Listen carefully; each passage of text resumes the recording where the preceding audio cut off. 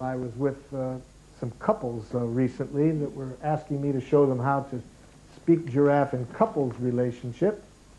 And one of the women said to her husband, "I want you to understand me." He says, "I do understand." She says, "No, you don't." "Yes, I do." "No, you don't." 15 years they had had that dialogue. Words are windows or they're walls.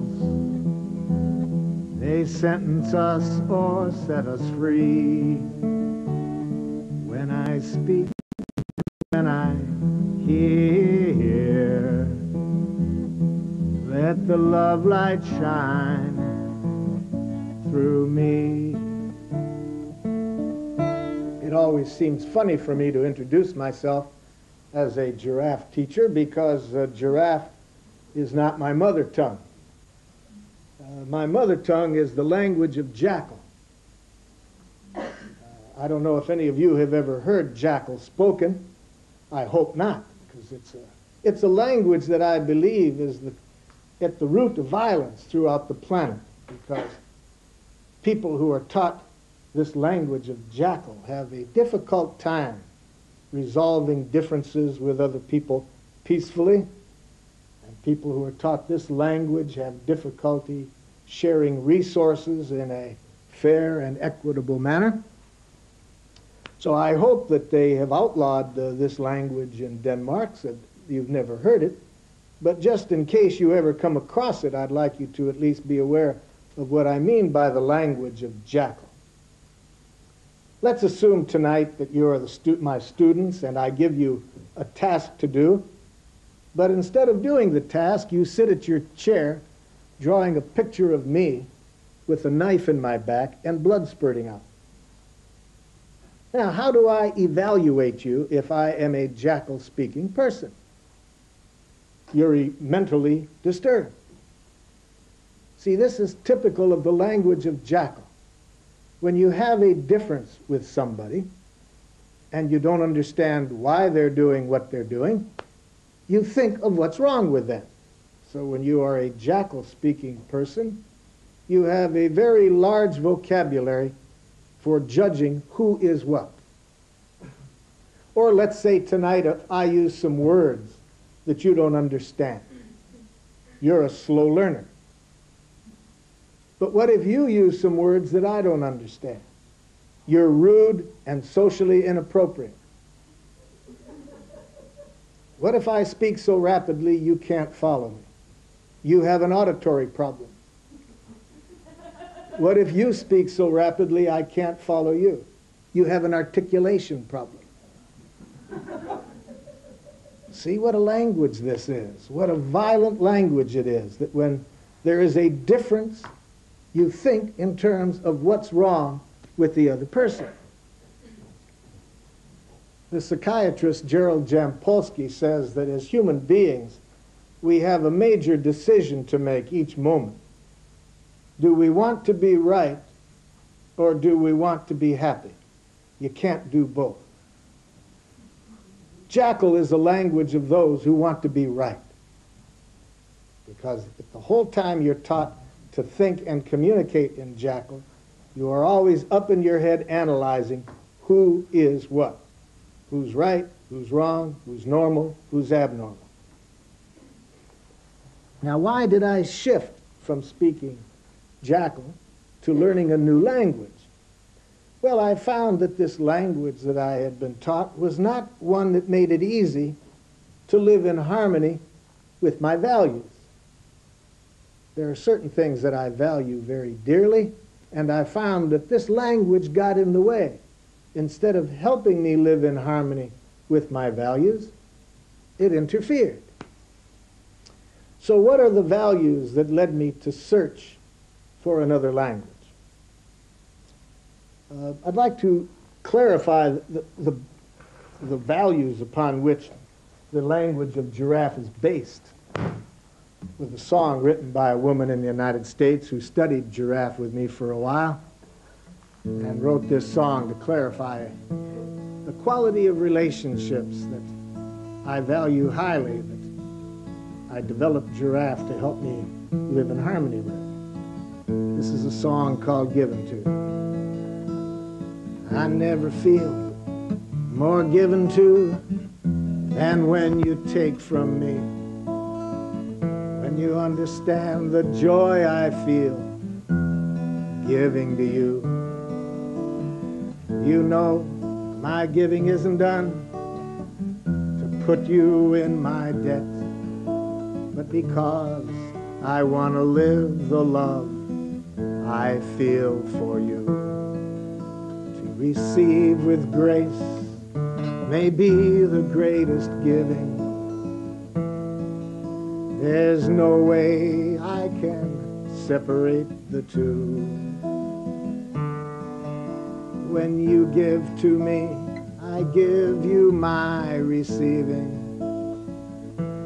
And when you take from me, I feel so given to.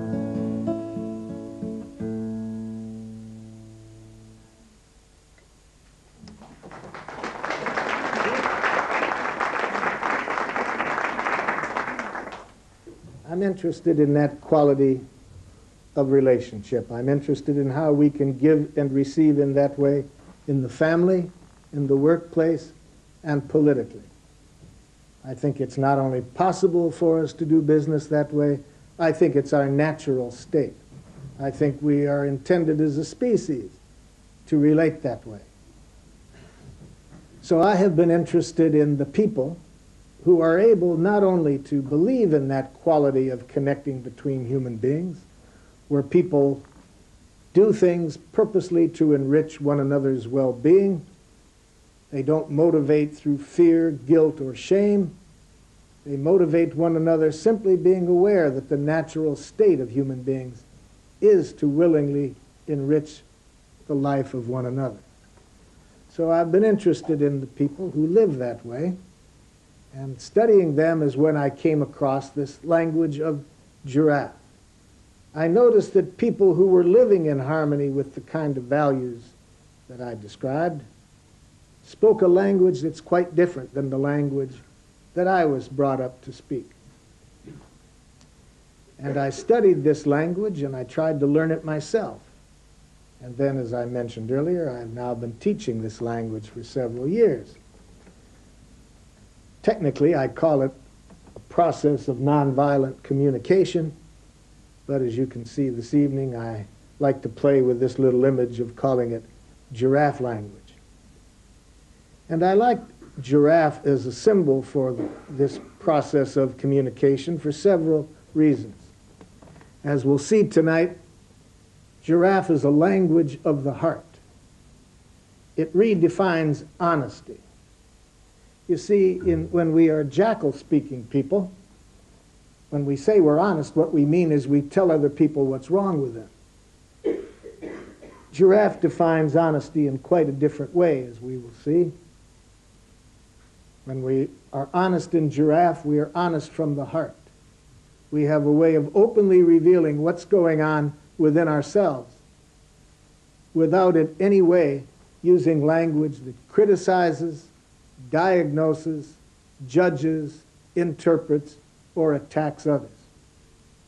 This will be a theme I'll return to several times this evening, that any time another person hears anything coming from our mouths that sounds like a criticism, or a judgment, or an analysis, or a diagnosis, the likelihood that we can get our needs met is almost zero.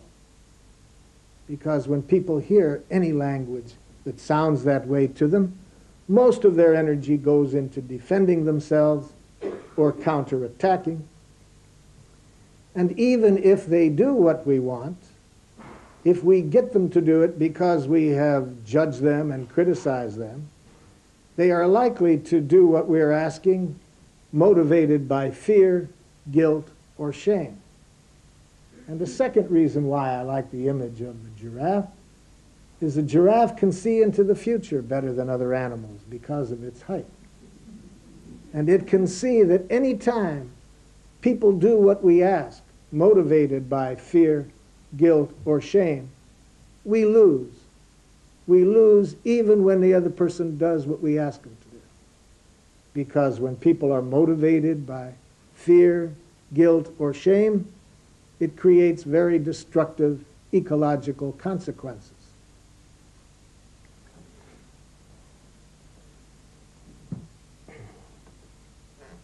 I grew up speaking a rather harsh dialect of Jackal. I grew up in Detroit, Michigan in the United States, and there I spoke a dialect of Jackal called street Jackal. For example, if somebody pulls out in front of you in traffic, "You idiot!" That's on a good day. Then I went to the university and I got a doctor's degree in professional Jackal. Now, if you pull out in front of me in traffic, "You pseudo-neurotic schizophrenic,"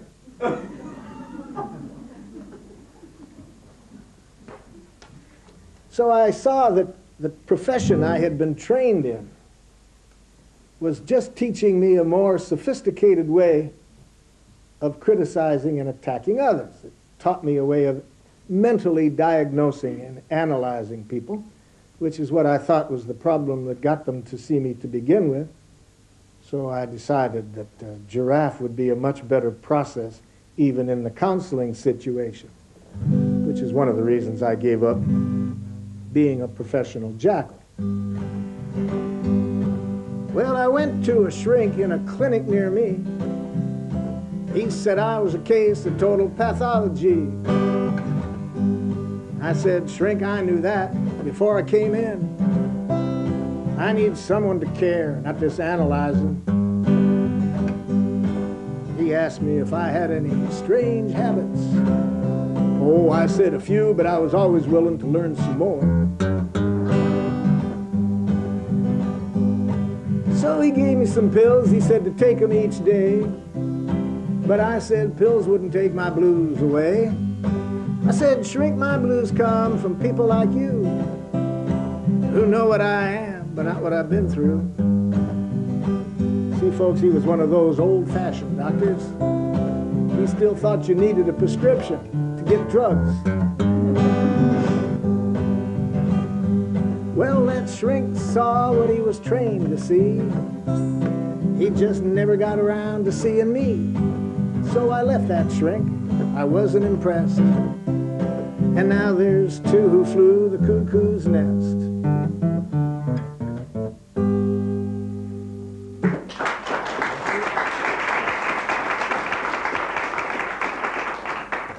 Yes? How do you deal with people who still talk the Jackal language?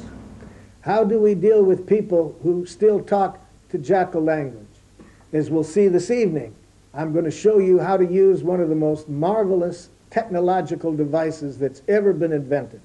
And when you know how to use this technological device, you can speak Giraffe no matter how the other person speaks. So tonight I'm going to show you how to use giraffe ears.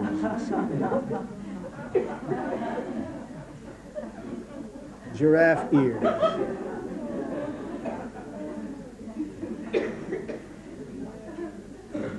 For example, to show you, give you a little preview about giraffe ears.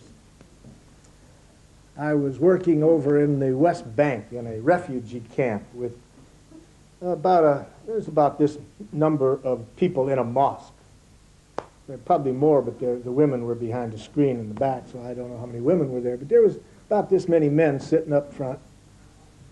And when it was heard that I was an American, one of the men jumps up and he screams at me at the top of his voice, "Murderer!" And then several other people jumped up and started calling me names. "Child killer! Assassin!" Boy, was I glad to have my ears with me that day, I'll tell you. Because as we'll see, when you put on giraffe ears, you learn to hear the human being behind the message. You learn to turn your attention to what that person's feeling, what that person's needing. When you do this, as soon as you put these ears on, there are no jackals.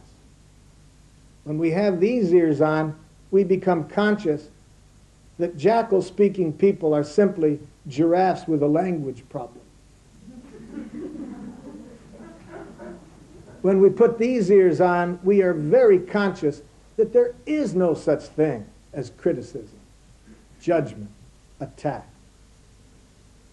Because when we have these ears on, we are conscious that all criticism and judgment is simply a tragic expression of the speaker's needs. So with such ears, we just learn to hear what the person is feeling and needing. Now, this gentleman that started to call me a murderer, about an hour later invited me to a Ramadan dinner at his house. You see, the power of these ears. So aren't you excited to be able to get a pair of these and be wearing them out in the public? The other nice thing about it, if you're shy, you don't even have to wear these things. I'll teach you tonight how to put on a pair internally, so that no matter what language the other person is speaking, you learn to tune in to that person's heart and hear what that person is feeling and needing. But we'll get to that.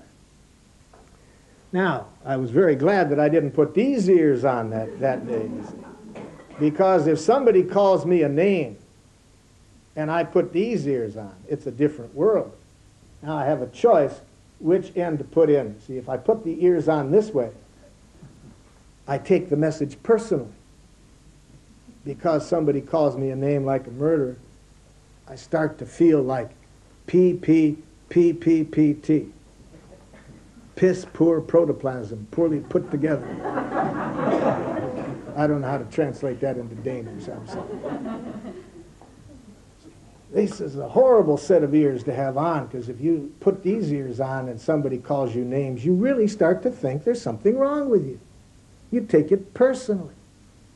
Then it's very scary to be out in a jackal-speaking world, because as we all know, you're going to hear a lot of judgments when you're in a jackal-speaking world. And if you put the ears on this way, you're going to end up feeling like PPPPPT a good deal of the time. You'll know that you have these ears on if you spend a good deal of every day feeling depressed, guilty, or full of shame. That tells you you've got these ears on turned this way. Well, now, of course, we could put the ears on the other way when somebody calls us a name, and now we tell them what's wrong with them for telling us what's wrong with us, you see. And you know you have the ears on going out this way when you feel angry. Anger tells us we have jackal ears on judging other people. Depression, shame, guilt, we've got them on this way. So I'm not here to teach you how to use these tonight. My experience is in the countries in which I work, people have had ample opportunity learning how to use this technology. So I'll start with the assumption tonight that you don't need to be shown how to put on jackal ears.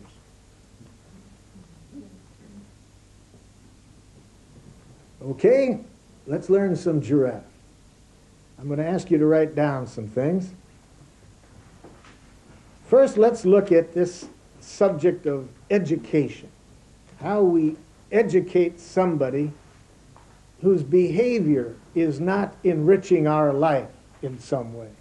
And we want to educate this person. We want this person to see that what they're now doing is not meeting our needs. And we want to communicate with this person in a way that maximizes the possibility that they will be interested in acting in harmony with our needs, and that they will do this willingly, not motivated by fear, guilt, or shame.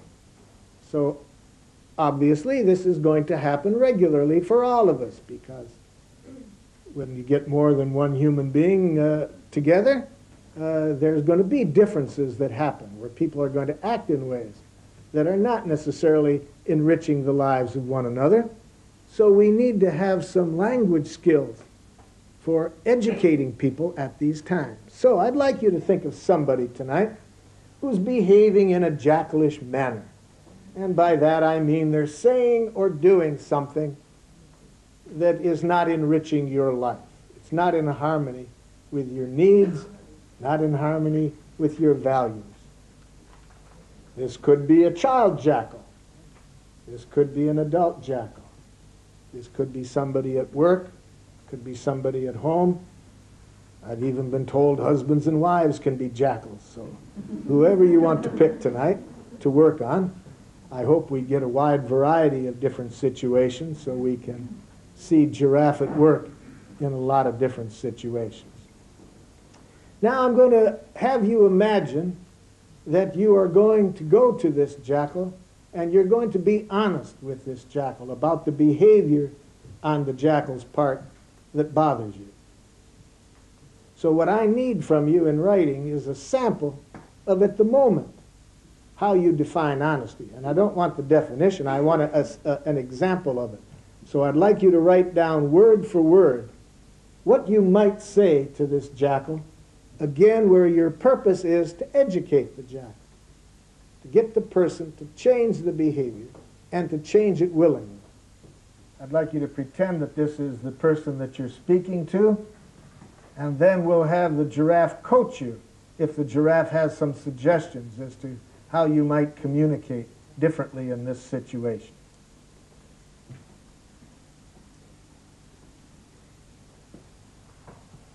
Don't be afraid of the jackal, he has no teeth.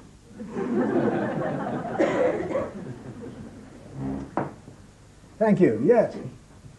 I've chosen a person I work with. Somebody at work. Yes. Shall I say what the problem is? No, we just need to hear the sample of what you wrote down. Just say it right to the jackal, and if we need more information, we'll ask you. Do I have to be me, or do I have to be this person? No, you're going to be yourself, and you're going to be honest with this jackal. Oh, okay.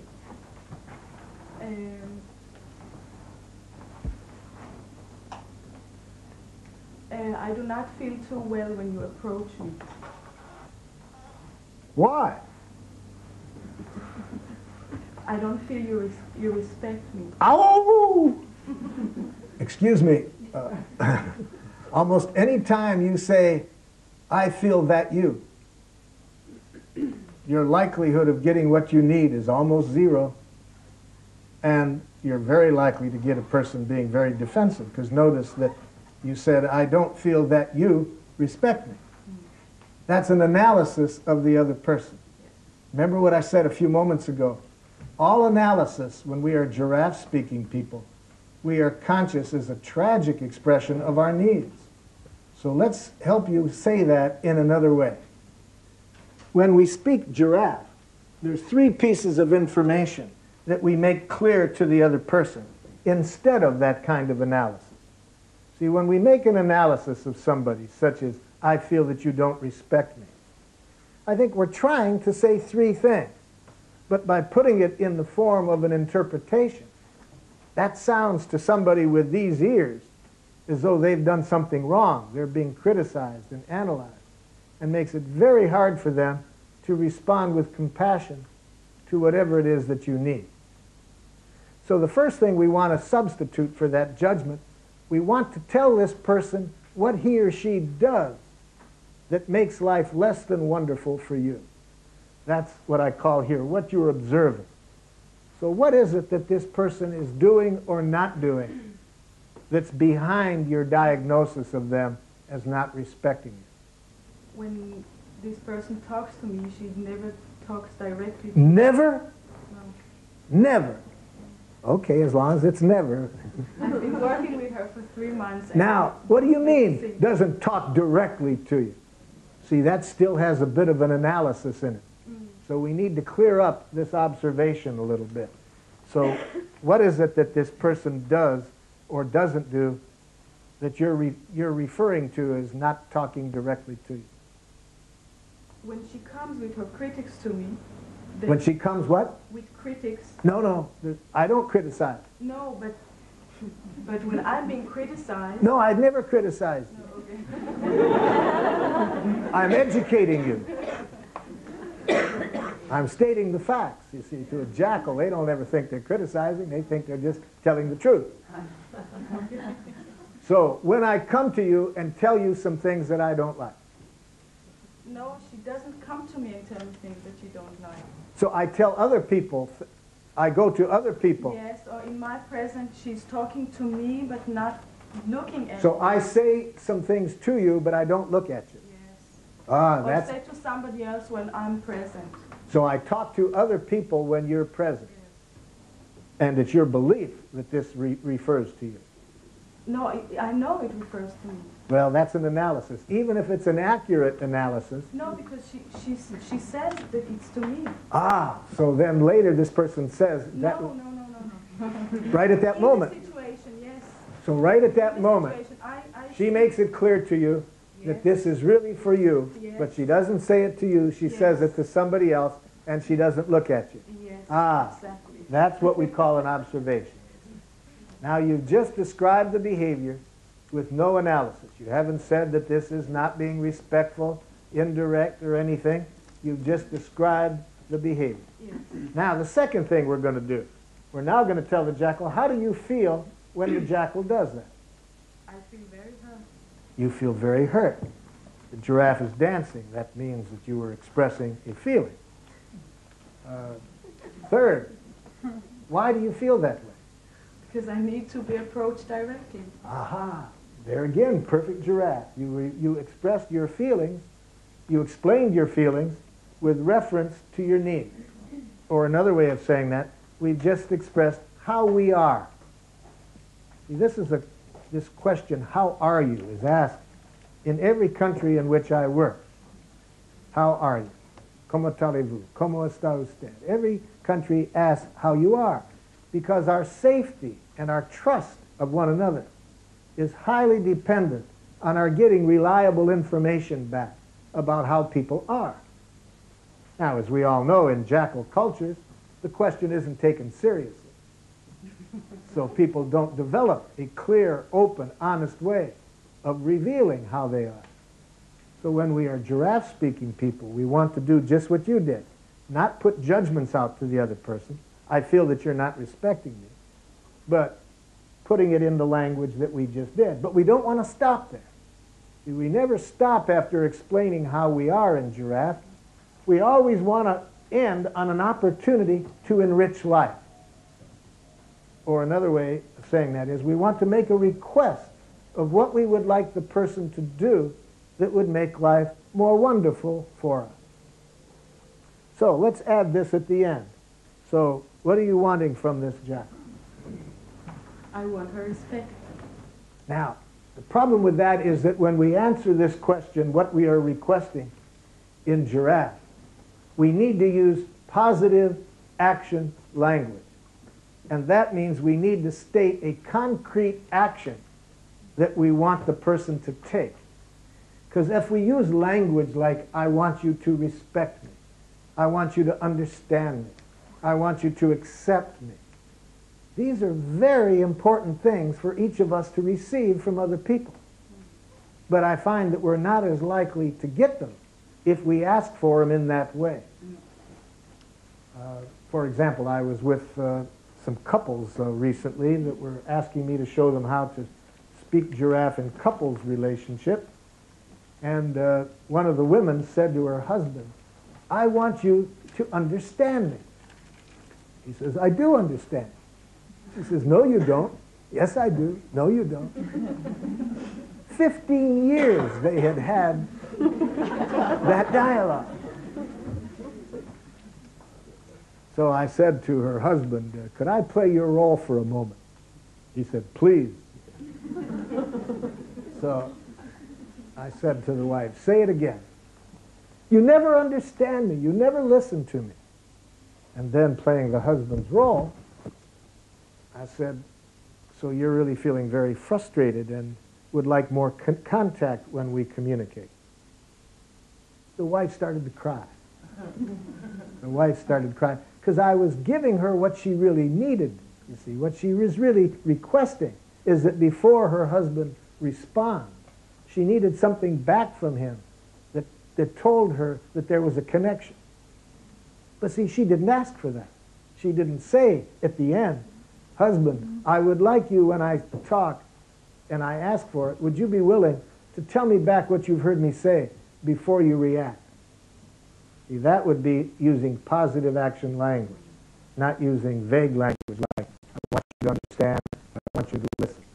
So let's tell this Jackal concretely what you want Jackal to do differently. To talk directly to me. So you want me to talk directly to you. Okay, so now let's put all four of them together. Jackal, when you look at other people but talk to me at that time and don't look at me, I feel very hurt because I really need somebody to be direct and to talk directly with me. So would you be willing in the future to talk directly to me? Look at me and tell me straight to me what's going on between you and me. Okay? Now, do you predict that the strength of giraffe is such that your jackal would respond this way? I'm very touched by how openly you've communicated with me. And I really admire how specific and clear you were. Of course, I would be willing to do exactly as you request. Is that how you predict your jackal would respond? No, I think it's a bit more than that. I asked you not to have skeptics here tonight, Klaus. Okay, so we must prepare you then for the real world because, as I said earlier, we want to be able to speak giraffe no matter how the other person speaks. So, now, what good does talking directly to you do? You never listen. Did you ever try? Pardon? Did you ever try? Ow! Now, oh, I see what the problem is. I forgot to have you put on these ears, you see. Now, put on these ears, okay? You got the ears on. Now, when you have these ears on, I don't know if you can see from back there, but with these ears on, this is all you hear. Are you feeling, and you tune in to what the person is feeling, and then you try to hear what needs are behind the feeling. So let's try that out. What good does talking to you do? You never listen. I'm not thinking. What is this person feeling when the person says that? You see, if you have these ears on, Oh, yes. all you hear is the feelings. You hear no criticism, no judgment, no attack. You simply hear what the person is feeling and needing. So what do you sense? We don't have to be right as a giraffe. No. We just have to be looking at what's going on in this person. So what might she or he be feeling if they made that statement? What good does talking to you do? You never listen. Somebody want to help her out? What do you think this jackal might be feeling? Yes. Nobody ever listens to me. That's what the jackal would be thinking. But let me offer you a suggestion. Never hear what a jackal thinks. It's ugly up there. No. I think you will like people so much better if we tune into their heart, not to their head, especially if they're a jackal-speaking person. All you'll see coming out of there is a bunch of judgment. No. With these ears, we tune into the heart. What is it? What might this person be feeling who says, what good does talking do? You never listen. Maybe frustration. Maybe frustration.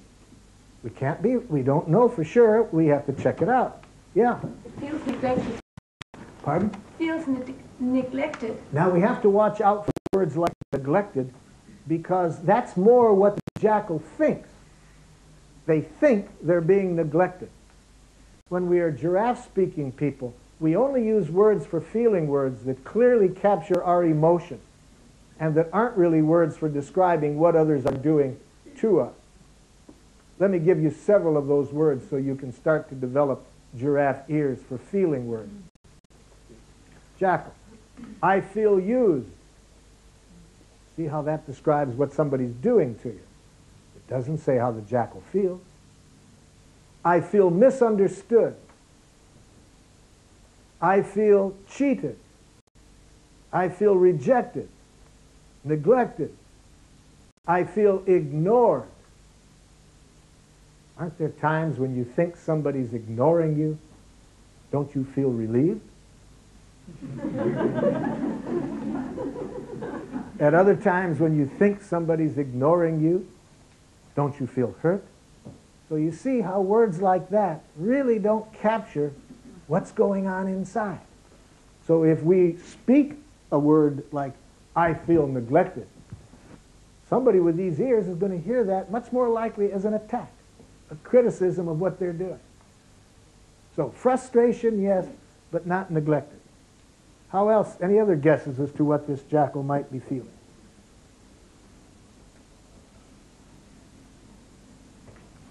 Yeah. Feel sad. Be sad.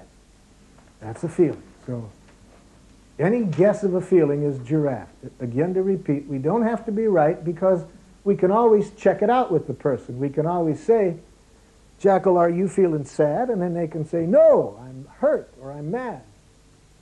The idea of putting on the giraffe ears is to tune into the other person's feeling. In fact, it isn't even necessary always to say it out loud. The miracle occurs at the moment we put on the giraffe ears, even if we don't say a word. Because when we direct our attention here to what's going on inside the other person, we take all power away from other people to deplete our morale, to make us feel bad about ourselves. And what's nice about this is that it's as good for the other person as it is for us. Because when we do tune in to what's going on inside of them, we are much more likely to respond with compassion to them. So everybody benefits at the moment we put on the giraffe ears, even if we don't say a word. Okay, so let's go with that first guess for the moment. Let's guess that this person might be frustrated. Now, the second thing that we do is to guess what the person is needing behind frustration. In English, this can be done in several ways. We can say, are you feeling frustrated because you would have liked? Or we can say, are you frustrated because you're needing or because you're wanting? The language doesn't make so much importance here as that we look for what is the need that isn't being fulfilled when this person says, what good does talking to you do? You never listen. So that shouldn't be too hard to guess. What do you think this person is needing?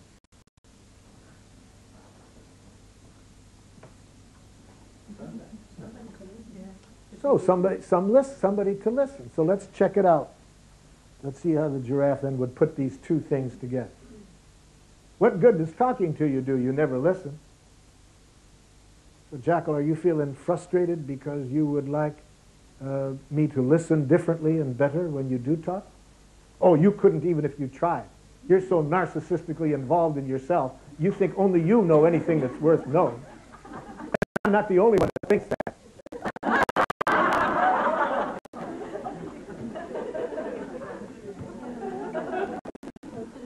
Now aren't you glad you have giraffe ears? You see?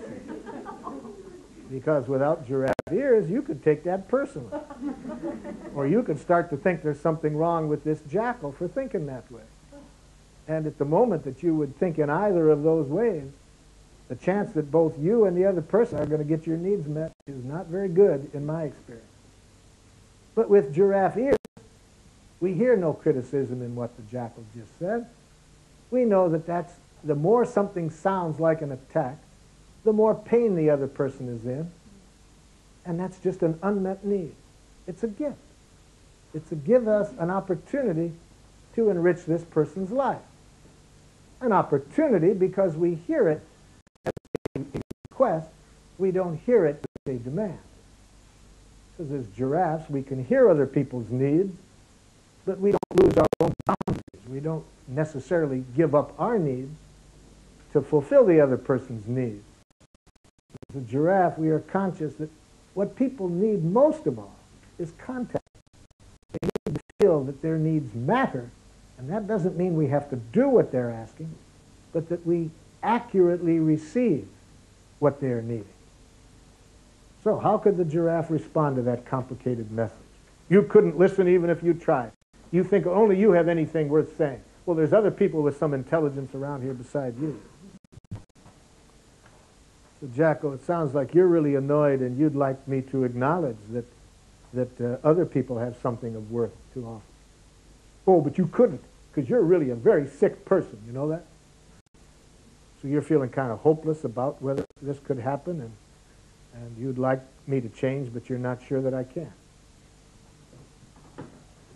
Notice this poor jackal is kind of dazzled.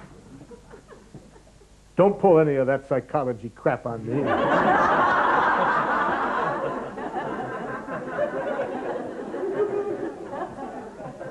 Well, why wouldn't a jackal think that? Because, you know, with this kind of ears, you feel somebody really trying to understand you, and this isn't the way most people in your life have responded to you when you're judging them like that.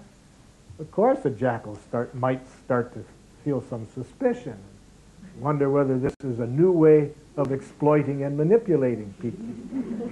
What amazes me is how rarely this response comes back.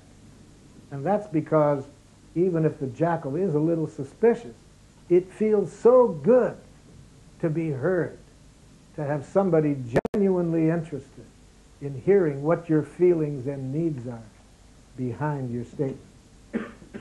But even if that message does come out, you know, don't use any of that psychology crap on me.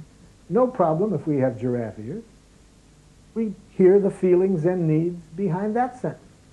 We may do it silently, because we know if we say it outside, out loud, the person may misinterpret us. But there, what do we hear? We hear the person might be feeling suspicious. And what is the need? He wants to avoid being exploited in some way that he's not familiar with. So we just hear the human being behind that message, as behind every message. So, any other questions you have about how we would speak giraffe with your jackal? No, fine. I'm glad you offered that. That's a good learning situation for us.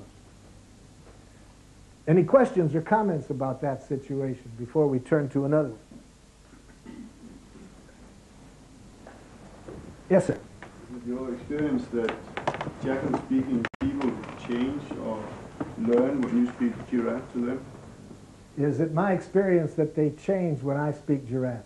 At the moment that I put on these ears, they're already changed.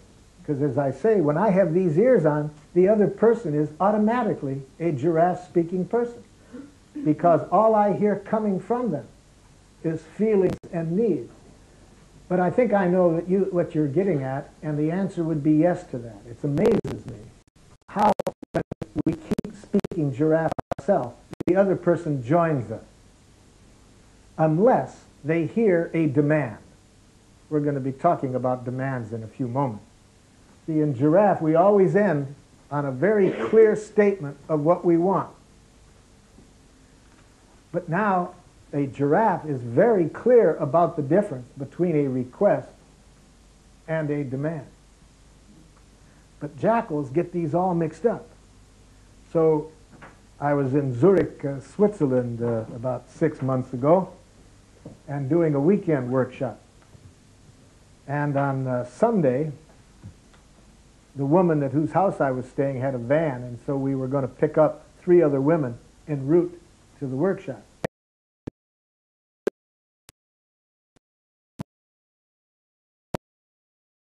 To the first evening, and they had said to their husband, "Oh, I've been exposed to this wonderful process, and I would really like you to join me in it." And it was amazing how each of the husbands responded in the same way, you know. "I don't have any problems communicating. You're the one that needs that, not me." Something like that. Well, you see, the problem was these jackal husbands, instead of hearing the excitement and to hear their wives requesting that they join them in this new thing, they heard a demand.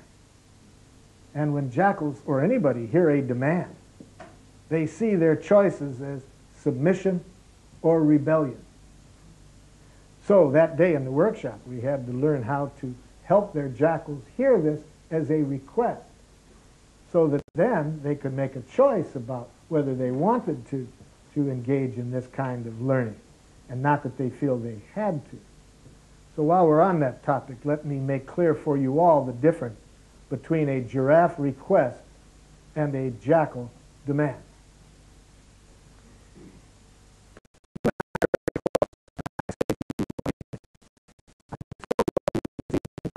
Really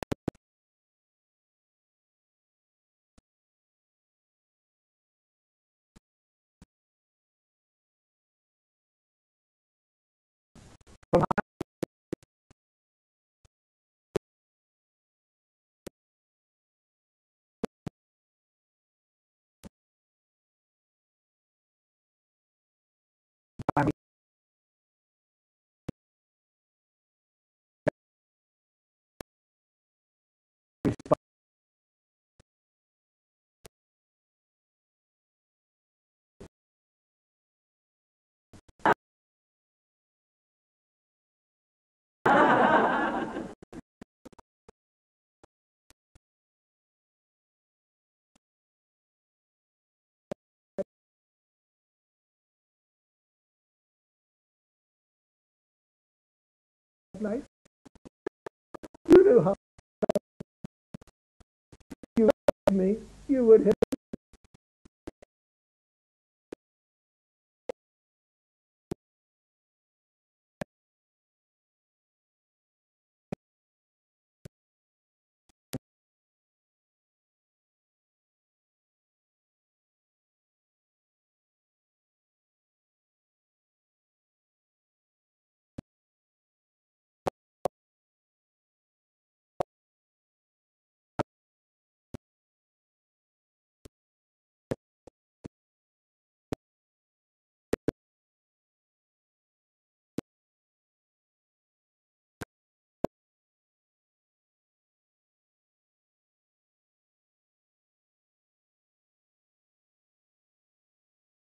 I think the reason for that, I think giraffe is a natural way for human beings to communicate.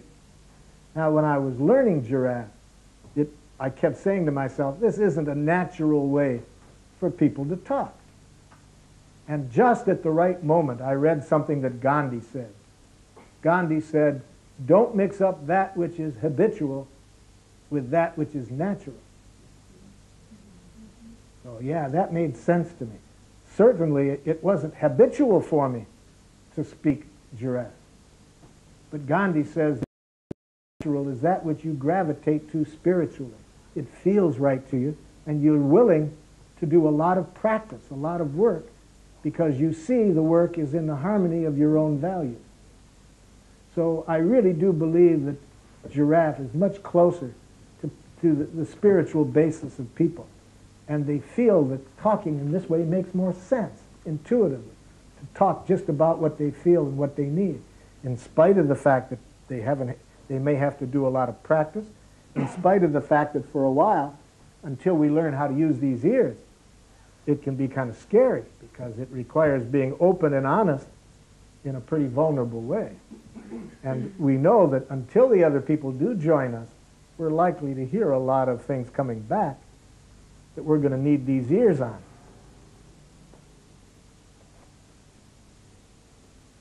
A woman in Stockholm, she was in a 3-day training with me, and at the end of the 3 days, she said, you know, Marshall, I can see this working in my business, but I can't imagine doing it with my father. He is a jackal's jackal. No, he's never had a friend in his life for more than a month or two. He has 5 children, none of us can talk to him. He's had 2 wives, neither of whom could talk to him. I could never imagine talking to him this way. About 6 months later, I returned to Stockholm, and this woman greeted me at another workshop, and she said, Marshall, do you remember at the end of the previous workshop, I told you how I could never do this with my father? I said, no, I don't. I hear that from a lot of people. I can't remember. She says, anyway, I don't know what possessed me, but I went home, and he greeted me at the door and said, another workshop, wasting your money on another one of those things? And she said, Marshall, before the workshop, I would have said, but Father, I'm 50 years old. I can spend my money as I want to. And then we would have an argument for sure. And this time I stopped and I put on my ears and I said, Dad, are you worried because you want to be sure that I'm saving enough money to protect myself? And she said, Marshall, within a few moments, he was opening up and letting me see a soft side of himself that I never thought I was going to see in this lifetime. And since then, my brothers and sisters have been saying to me, what are you doing with him? We've never seen him respond this way. The magic of giraffe ears. The other person will join me. Maybe not that rapidly all the time. Let's have another situation. Who's got another jackal for us to tame?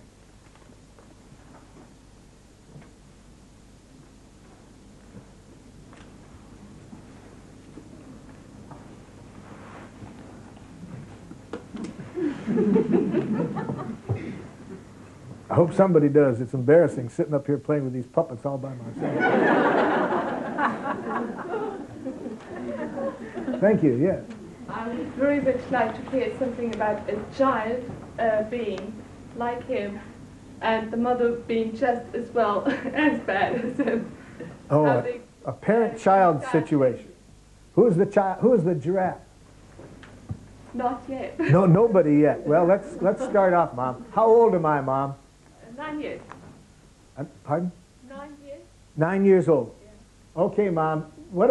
Tell me, what is it that I'm doing that you don't like?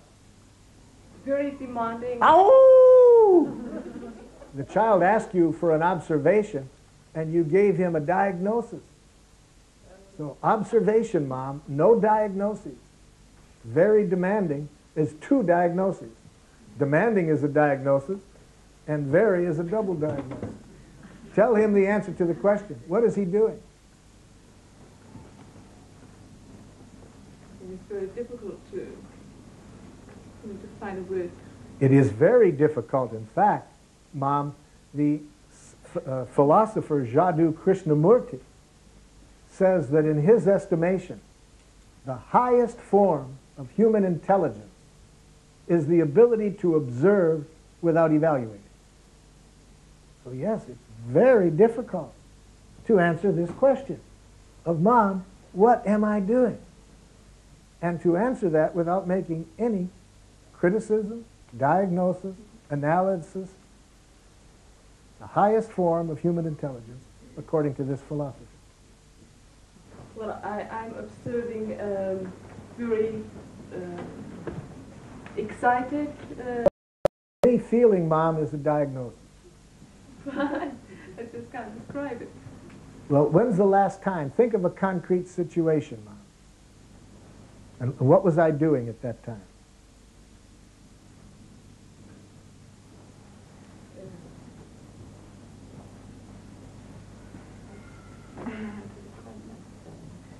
You said very demanding. Is it something that he asked you 3 or 4 times for something, even when you have told him the reasons why?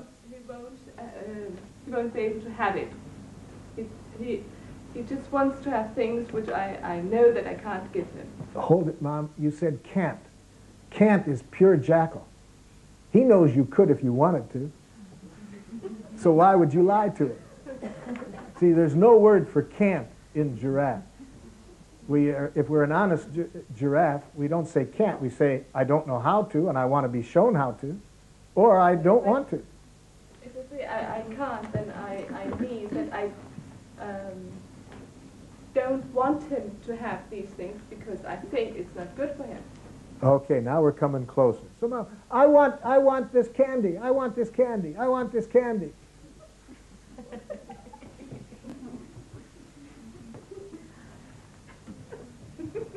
Should I answer to that? Yes, answer, Mom. I believe you should not have it. Ow!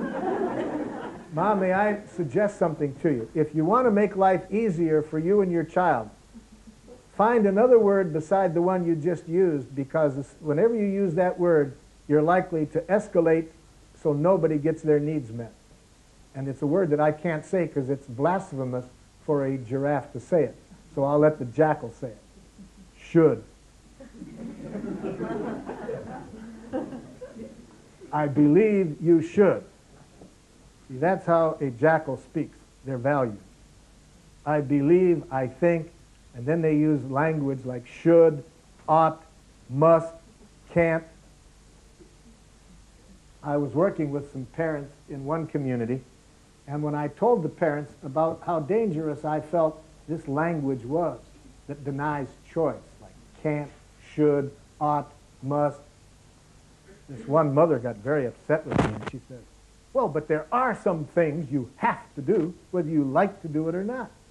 I see nothing wrong with telling my children that there's things that they have to do. I had just finished saying that I thought have to guarantees you won't get what you want when you use that language.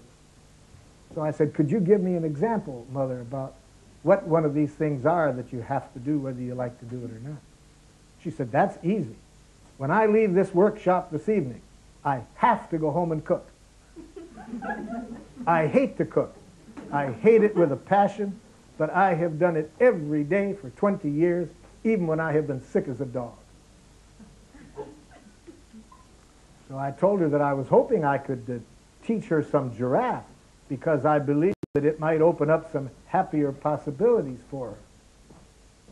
I'm pleased to announce that she was a very rapid giraffe student.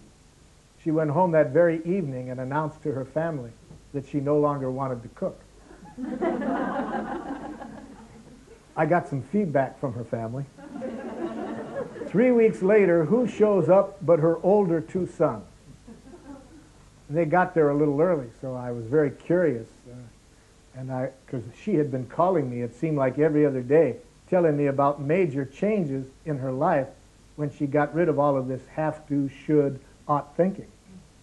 So I said to the oldest son, what was that like when your mother came home that first night and announced that she no longer wanted to cook? He said, Marshall, I just said to myself, thank God.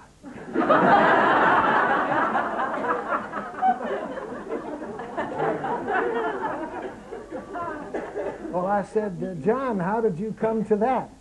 He said, I said to myself, now maybe she won't complain at every meal. You see, when we trick ourselves into thinking we should, ought, must, have to, we lose connection with the real purpose, with how it serves life. So a giraffe, for those things which are very important, doesn't say, I have to or you have to. Says, I would like to. I would like you to. Because. And then we want people to see clearly how it serves life. But we know that if you use language that denies choice, have to, should, ought, must, can't, that makes it hard for people to stay conscious. Purpose by which they're doing things. So none of that language, Mom. Just use the language of your needs, your feelings, but not a language of shoulds, oughts, musts, have-tos, and can'ts. Is it correct that you say that the whole conversation is escalating? You mentioned that before, that if you can't respond in a giraffe way, then you are likely to escalate each one. I predict that, unless you're a real mean jackal. And then you say, look, I told you so, and you either do it my way, or I'll make you wish you had. And if the person knows that you are a real deranged jackal, they'll probably be very nice and obedient. I'm not recommending that, because giraffes make a big difference between personal responsibility and obedience. The jackals get those mixed up. They'll say, my child is very responsible. He does everything that I say. Excuse me, but are you mixing up responsibility, personal responsibility, with obedience? What's the difference? You can send a dog to obedience school. Not hard to teach people obedience, but personal sense of responsibility requires choice, and a choice based on one's own values, not on a fear of punishment. So, back to this situation. I want some candy now. I'm hungry. I want some candy now. I think that is too easy with the candy. Too easy. What's harder, Mom? Because then I can come with some arguments and say something about the teeth and the evening meal or whatever. Mom, let me suggest that the most powerful way you can respond is not with an argument, but with empathy.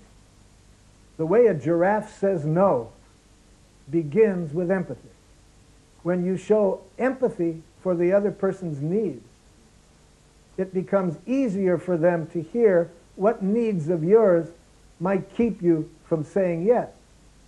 But if the first thing they hear back from you is reasons for why they can't, they feel alone in their need. They don't feel that their needs matter.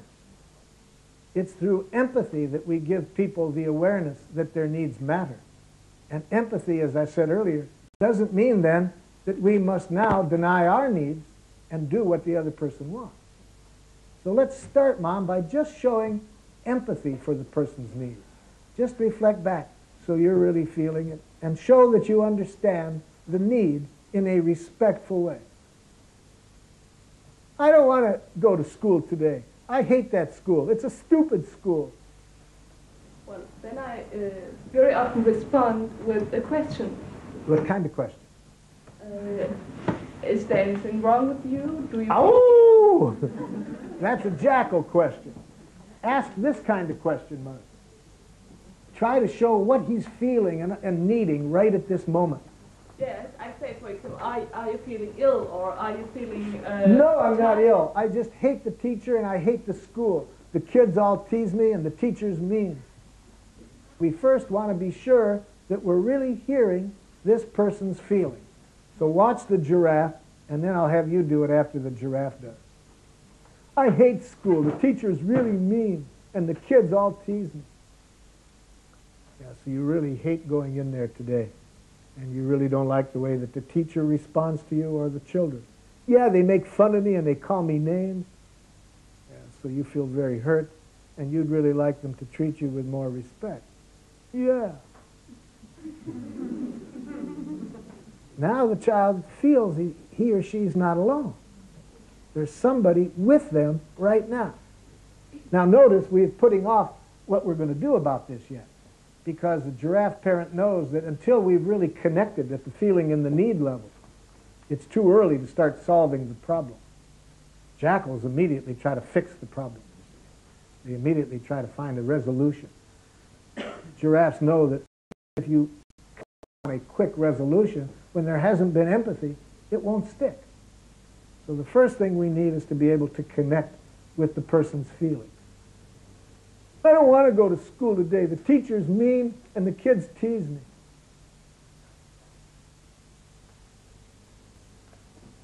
So your feeling, connect with the person's feeling.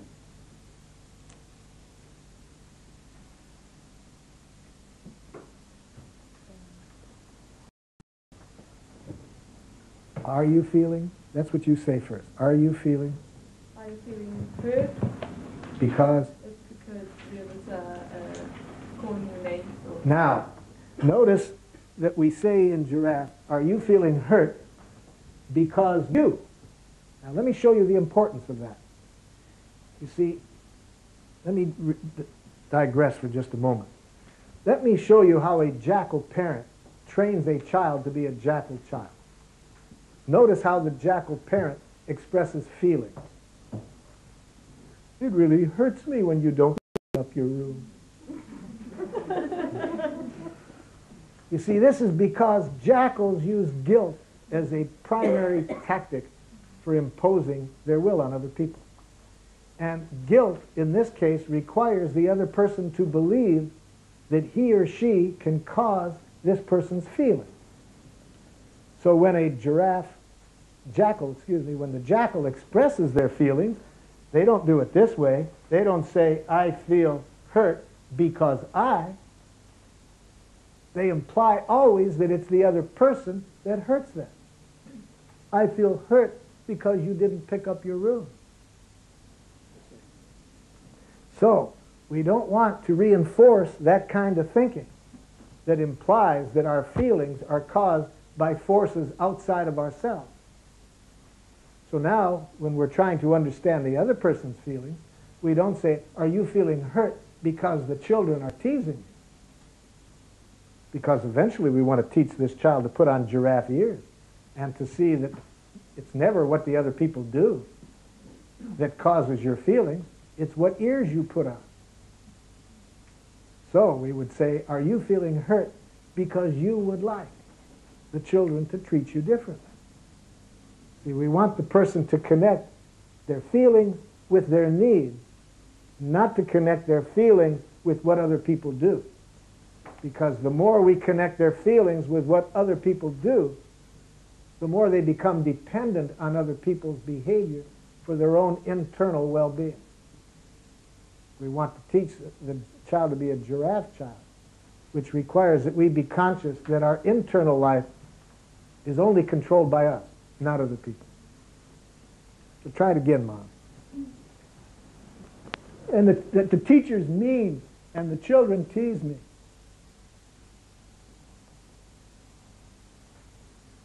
Are you feeling? Are you feeling hurt because you want to be with the others, or you? I want them to, you know, to talk nice to me and not to tease me. Yeah. So do I have to go to school today?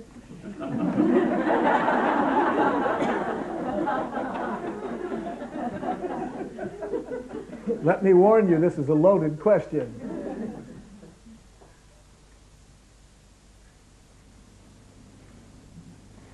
Let's hear how the giraffe parent handles that. I'm not sure what you're asking me when you say, do you have to? Well, do I have to? I'd be glad to tell you what I would like you to do, but only if I'm sure you don't hear it as what you should do or what you have to do. Because I'd really see the parent wants to have his or her authority respected. That means that we certainly want to let the child benefit by our experience, by our values. But we want the child not to think that because we have certain values, they have to do what we want. So if you'd want me to tell you what I'd like, I'd be glad to. Yeah, I'd like that. I would like you to go to school and wear giraffe ears. Huh? What do you mean? Well, it would be my hope that you could learn how to respond differently when people call you names. How? I'd like you to learn to put on giraffe ears. What's that? I'd be glad to show you. So that would be what I would want as a parent. I'd want to show him how to not give the teacher the power to make him feel bad. Not to give other people, the children, the power to make him feel bad. When my oldest son went to a jackal school for the first time, he had gone for about the first 6th grades to a giraffe school that I had helped create. But then he went the next year to a jackal school for the first time. So when he came home from school the first day, I said, school, Rick? He said, okay, Dad, but just some of those teachers. I said, what happened? He said, I wasn't in the door more than one minute. I just walked in the front door, and some man teacher comes running over to me and says, my, look at the little girl. Can any of you guess what the teacher was reacting to? Yeah, my son had long hair at the time, before you saw many men wearing long hair. So I was thinking some rather jackalish thoughts to myself at that moment about a teacher who would greet a child, you know, a brand new child in a school that way, and then use the word girl as though it's an insult. So I was kind of boiling on the inside, and I said, how did you handle it? He said, I did your thing, Dad. I just heard him with giraffe ears. I said, you remembered to do it under those conditions. I feel wonderful about that. What did you hear? Well, it wasn't hard. I just heard that he was feeling irritated and wanted me to get a shorter haircut. I said, how did that leave you feeling? He said, Dad, I felt sad for the man. He was bald and seemed to have a thing about hair.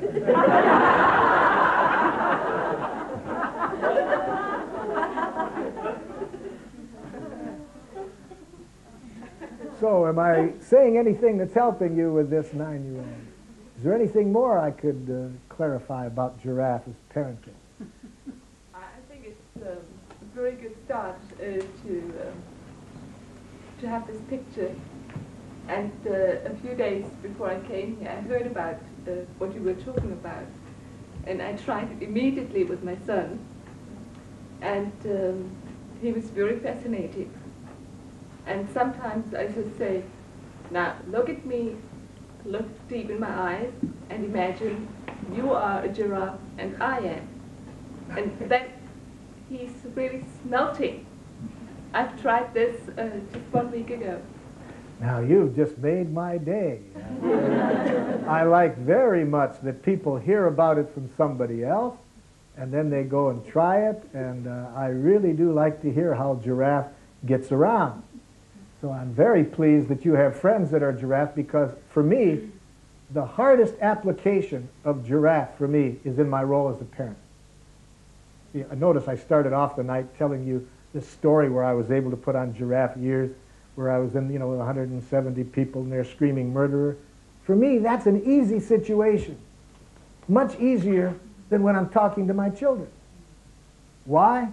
Because I have all kinds of jackal training as relates to my role as the parent.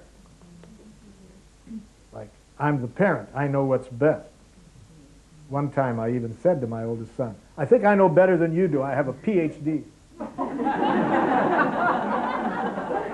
He said, what does that stand for? FUD? So it's very hard for me to do this as a parent. Now, I'd like to, therefore, to suggest to you that the number one thing that I recommend to parents who really want to live this way with their children, be sure that you are getting a lot of empathy yourself. Because unless I have somebody that I can turn to, a giraffe, daily and say, I get so frustrated when right in the middle of, I'm in the store and he keeps saying he has to have this, and I didn't want to take the time to sit down and have this discussion with him. And then he's kept getting more and more jackal-like. And then I come home and I told my husband how frustrated I was, and then he said, you shouldn't let it bother you. And then I wanted to kill him. And then it's so hard for me to get everybody in the family to talk this way and to listen this way. So now I have a giraffe teammate, close giraffe, to give me the giraffe listening that I need. The more I have that quality of listening, then the more I can apply this with my family.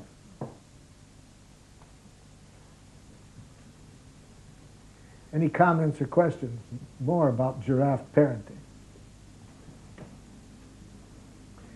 You know, we had a session in, where was that? San Diego, California, about 3 years ago, where we have children and coming with their parents to an evening workshop like this. And a young man came up to me after the workshop, and he said, this is wonderful. You ought to get this to all the teachers in the world. So I thanked this 9-year-old gentleman for his vote of confidence. And I said, but that's a lot of work for me to do all by myself. I'll need your help. He says, what can I do? I'm just a kid. And then I suggested some things he could do. Well, the next night we open to the public like this one tonight. And who comes but his teacher and the head mistress at his school. Because one of the things we said that he could do is go and tell them that he got a lot out of it and he would really like them to do. Now, I'm very pleased to announce that if you go to that school now, the master's school in San Diego, you will see it has declared itself a giraffe school. All of the parents, all of the teachers, all of the students have studied giraffe together. And there are several other schools like that in the United States and now some other countries where we show the schools how to set up the school on a giraffe basis so that the school functions in harmony with it. I've written a book about that called Mutual Education, and it's published only in Swedish. So some of you can probably handle that. So if any of you are interested afterwards, I'll give you the title in Swedish. Yes? I'm a teacher, and I think it's so difficult in class situations when a lot of children are, for example, running around and some are beating each other. How to be angry in giraffe? Yes, well, let me reassure you, teacher, that to be giraffe does not mean you must be calm and patient and that you can't be angry. You need to know how to scream in giraffe. I was asked to come into a teacher's classroom in Buellton, California. I had been there 6 months before working with the teachers, and the teacher who really was the best giraffe teacher we had for a reward, they kept sending all of the difficult children to communicate with into her classroom. So she requested when I came back to do a follow-up with the staff that I spend half a day in her classroom. And she asked me if I would conduct the classroom, and she wanted to see what she was doing wrong. Well, I aged 40 years in that one half of the day. It was really rough work. So at the noontime we were eating, and she said, "Marshall, I really want to thank you for coming into that class today. I can't tell you what a valuable learning experience that was for me." I said, "What was valuable about it?" She said, "You don't know how good it was watching you suffer."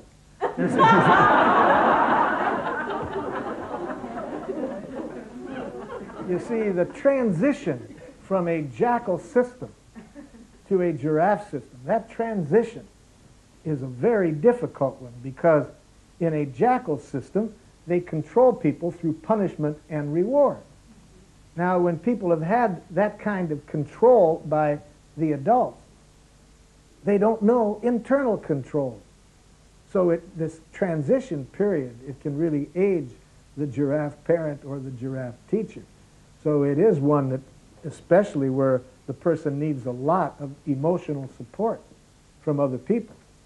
And very often, unfortunately, the teachers tell me instead of getting that support, they get jackaled by the administration, you see, who come in and the class isn't in order in the way they have defined it. So pick a situation, and I'll see if I can show you more concretely how this can be applied. So 2 children are fighting. Okay, now, in one school, they wanted me to, the school that had the most fighting in this school district, they wanted me to demonstrate how to deal with children who were fighting in a giraffe way. And they had the educational television people come to the school that day with their cameras, and the teachers were notified that if there was a fight that day, they were to bring the 2 fighters down to me in the courtyard, and then we would make a videotape of me solving it. And that morning, I remember that the school administrators worrying about all the trouble they had gone to get the television people there. They said, "What if there isn't a fight today?" Well, no problem. About one time I looked up, they were lined up about 8 deep waiting for me to do it. So now how do we deal with this? So here's 2 people fighting. Pretend like this is a jackal. He starts, "Give me that ball." "No, you're hitting each other." Now, of course, you got to, first of all, stop it using whatever force is at your disposal. So maybe I have to hold them by their ears. Now, what do? I put on my giraffe ears, and even if they're speaking jackal, I translate it into giraffe. He's always butting into everybody's game and thinks he's better than everybody else. That's a lie. I do not. Excuse me, jackal too. Excuse me. So you feel very frustrated and grabs the ball without asking, and you would like him to ask first. Yeah. See what I did? I just put giraffe ears on, translated the jackal language into what his feelings and needs were. Now, Jackal 2, could you tell me what you heard him say? He's lying. You see, excuse me. Could you tell me what he said? He's always making up stories. Could you just tell me what he said? Say it again.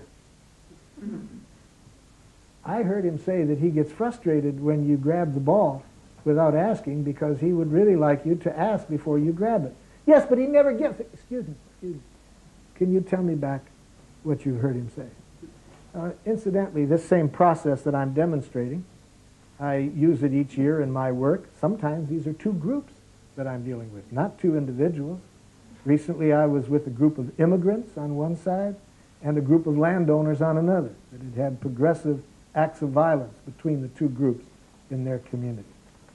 About a month after that, I was with a police department and some citizens who were accusing the police department of racist characteristics. I'm also doing some work between Palestinians and Israelis, between some Croatians. Marshall, please, will you talk a bit slowly? Thank you. Between some Croatians and some Serbians. The process is exactly the same that you're seeing me demonstrate between the 2 children.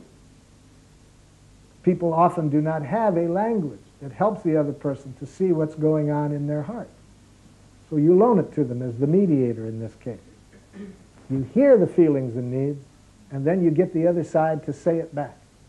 Not going to be easy, because very few people are trained to listen. This is a world where everybody wants to talk and nobody wants to listen. But we're now also teaching the children, you see, another way of resolving differences.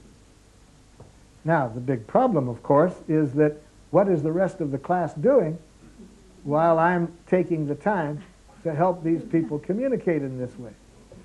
Well, one thing that they're doing, they're learning a new way of resolving conflict.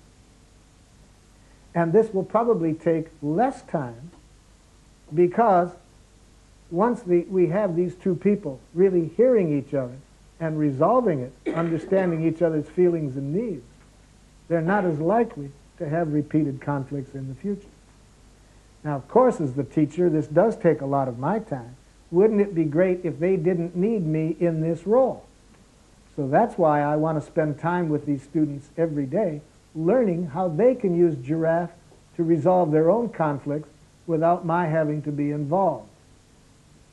A teacher that I worked with has written a book called The Giraffe Classroom. It has a lot of activities for teaching students in the elementary schools how to use Giraffe themselves. And this can be woven in to part of the school program. This song came out of some work I was doing in public schools teaching Giraffe to children. I would work with them during the day, and then after school I would work with the teachers teaching them Giraffe. Can you guess who learned it easier?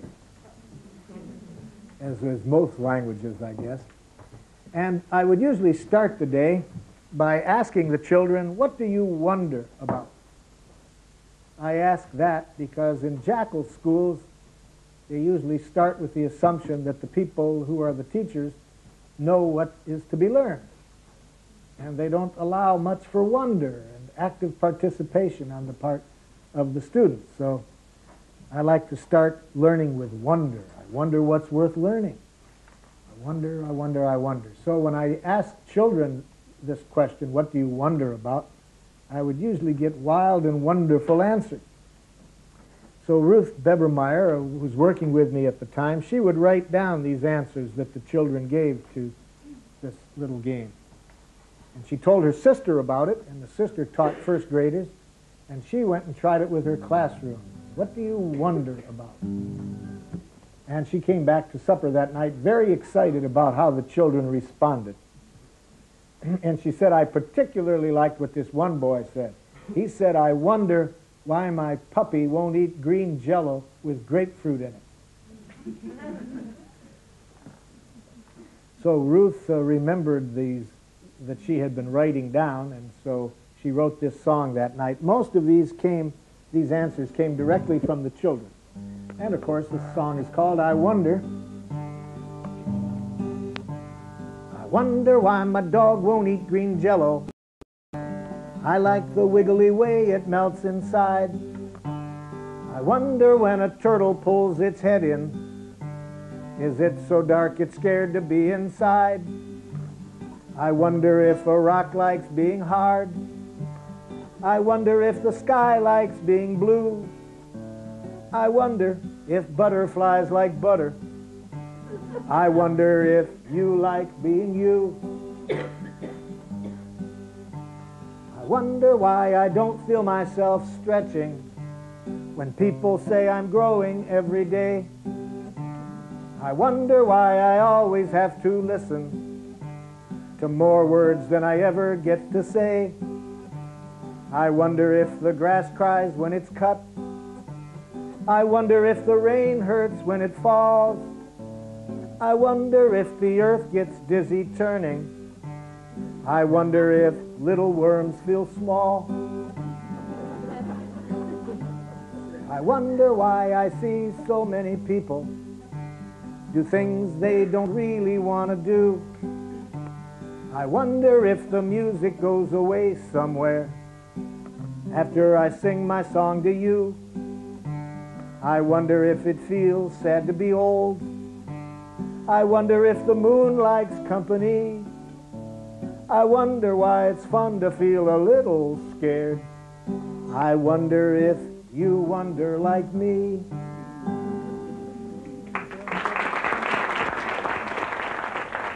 Thank you. Where have you been tonight, honey? Now, are you a jackal or a giraffe? Doesn't know yet. Because asking a question like that at the beginning of a communication is a good way to look like a jackal to the other person. If you really wanted to look even more jackalish, you would have asked a why question. Questions usually have a very intimidating effect on other people. Why? Because behind a relatively simple question like you just asked, there's often a lot of feeling. And unexpressed feeling, like hurt or sadness or frustration, almost always get heard by another person as aggression, even when they're asked in a very nice tone of voice. So, were there feelings behind that question, Giraffe?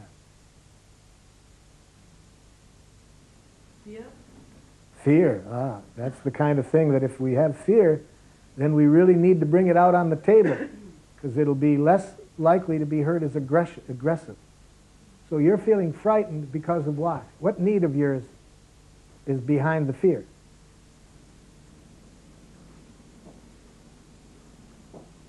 What is happening here? So is that your answer? Here? You're the giraffe, right? And you're feeling frightened. No.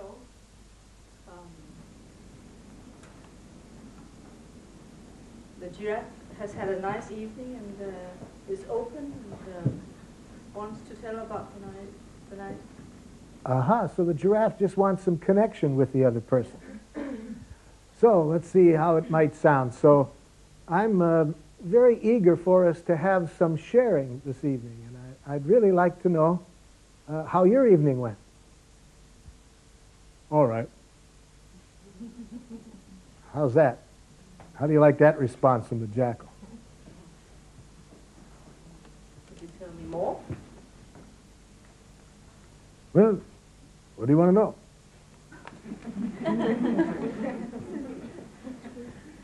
What have you been doing? Oh, just usual stuff.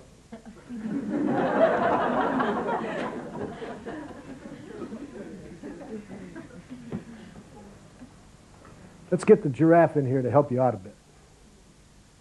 Jackal, I'm somewhat disappointed about the kind of discussions that we have. I just would like to know more what goes on inside of you at times. And I don't know how to get it from you in a way that feels safe and comfortable for you.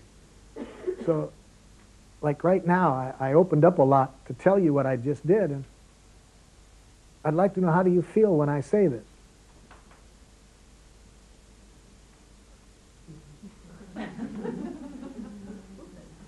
Well, I feel that now we already know it's not going to be a feeling. See? As soon as the jackal puts the word that after the word feel, we know the jackal is up in his head. Oh, I feel that you got a right to ask. Yeah, and see, jackal, like right now is what's happening, is what happens to me periodically in our relationship. I ask for a feeling, and I don't know how you feel. I told you, I feel you have a right to ask for whatever you want. But from that, I hear that what you think it's okay that I ask, but I don't know how you feel, jackal. Like, how do you feel when I tell you that I would like there to be a different level of intimacy when we communicate? How do you feel when I say that? I don't have any feelings about it. Like, I sensed just there from the tone of your voice that you were angry. I'd like to know if that's so. No, I wouldn't say I was angry. Well, at least I know what you're not feeling. But what are you feeling then? I feel that you're pressuring me. Then you're feeling irritated? Well, that's what I said, isn't it? Well, I'd like to point out that you gave me a diagnosis of me. You said that you thought I was pressuring you. And I wasn't getting from you what I was really hoping to get from you. How are you feeling, jackal? Why is it so important to talk about feelings all the time? Well, like right now, I can show you. Like when you just asked that question. I don't know whether you're hurt scared, angry, confused behind that question? You seem to have a lot of feelings. But when I sense that you have the feelings and you don't say them, you don't know. So how do you feel right now when I tell you this? Well, it's not how my family communicates. You're annoyed with me for asking? No, but Rome wasn't built in a day. So you're feeling worried that you may not be able to do this as rapidly as I would like? Yeah, you could say that. I'm worried. Well, see, Jackal, just hearing this, just this much connection with you is what I've been longing for, that we be able to connect with each other's feelings. I can be quite patient if I knew that you really wanted to work at it, but I still don't know how you feel about this idea of bringing feelings into our conversation more. I think it's a good idea. You're glad that I brought this up? Well, that's what I said, isn't it? If you followed me around in my work, no matter which country it is, you'd see that I have the following conversations sooner or later. It's usually a woman comes up to me at the end of a workshop, and she'll start something like this. Marshall, I wouldn't want you to get the wrong idea.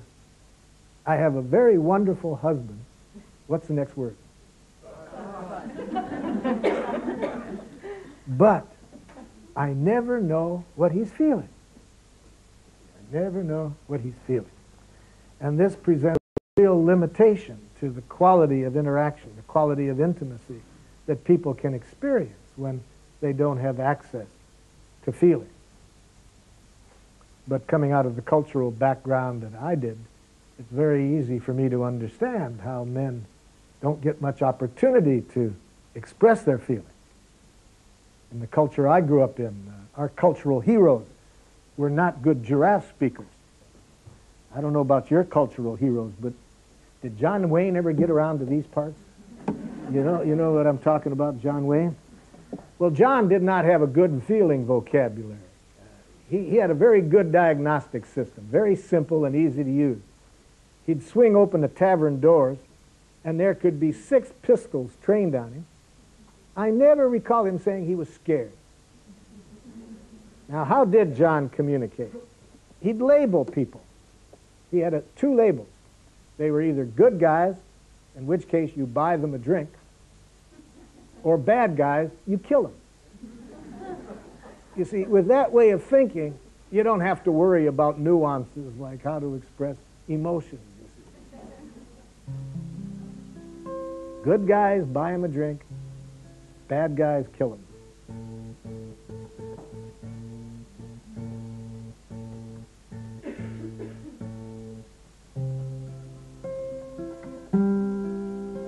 I grew up believing what was expected of me was to prove how strong and violent I could be. But now John Wayne is no longer my hero, and I'm going to allow gentleness to show. I've been afraid to admit it when I've been lonely or sad. I thought feelings were weakness, and I thought weakness was bad. But now John Wayne is no longer my hero, and I'm going to allow gentleness to show.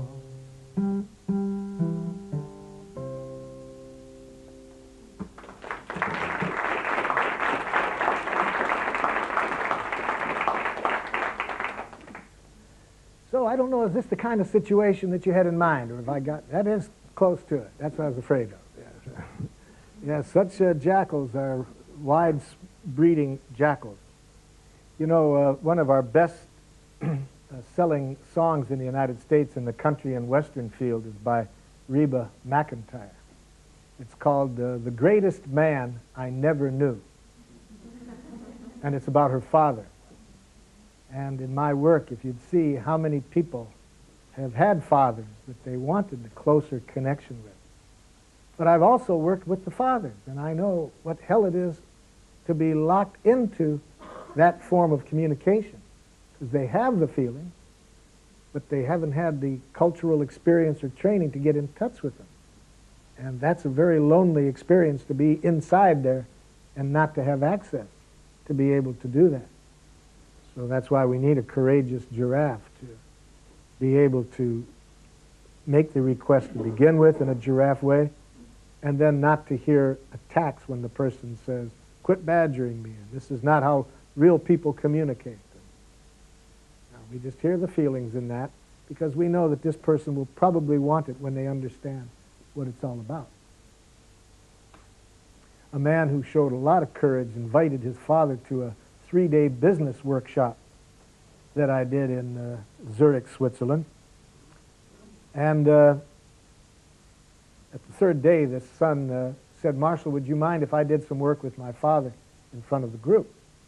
Well, I'd had lunch one day with his father, and I didn't think his father would be too comfortable with that. So I said, well, let me talk to him about it. So I said to the father, your son has said he'd like to do some communication in giraffe with you up in front of the group. Would you be willing to do that?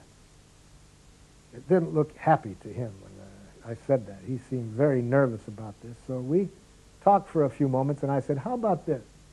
How about if I play your role, and you just have to sit there and coach me? He agreed to that. So now we're up in front of the group. The father is sitting here. I'm here playing the father's role, and then there's the son. And boy, for a public workshop of the kind that this was, this son took a big risk, because he opened up and said, Dad, my whole life I have really wanted a closer connection with you, and I'm afraid that we're never going to develop it. And I want that more than anything in the world, and it's frustrating that I don't know how to bring it about. And like, it's really scary for me to have said that just now. I'd like you to tell me how you feel. And so I respond as the father and say, well, David, when I see how much you want this, I feel very touched and very moved, because I want the same thing. But I am scared to death because I don't know how to do it. And I'm also afraid that I'm not going to be able to do it well enough, and you'll get impatient and give up on me. And how do you feel when I say that? And now the son gets tears in his eyes and said, Dad, just this much is what I've wanted my whole life. So we had a couple more very powerful interchanges, and I turned to the father and I said, how am I doing in your role?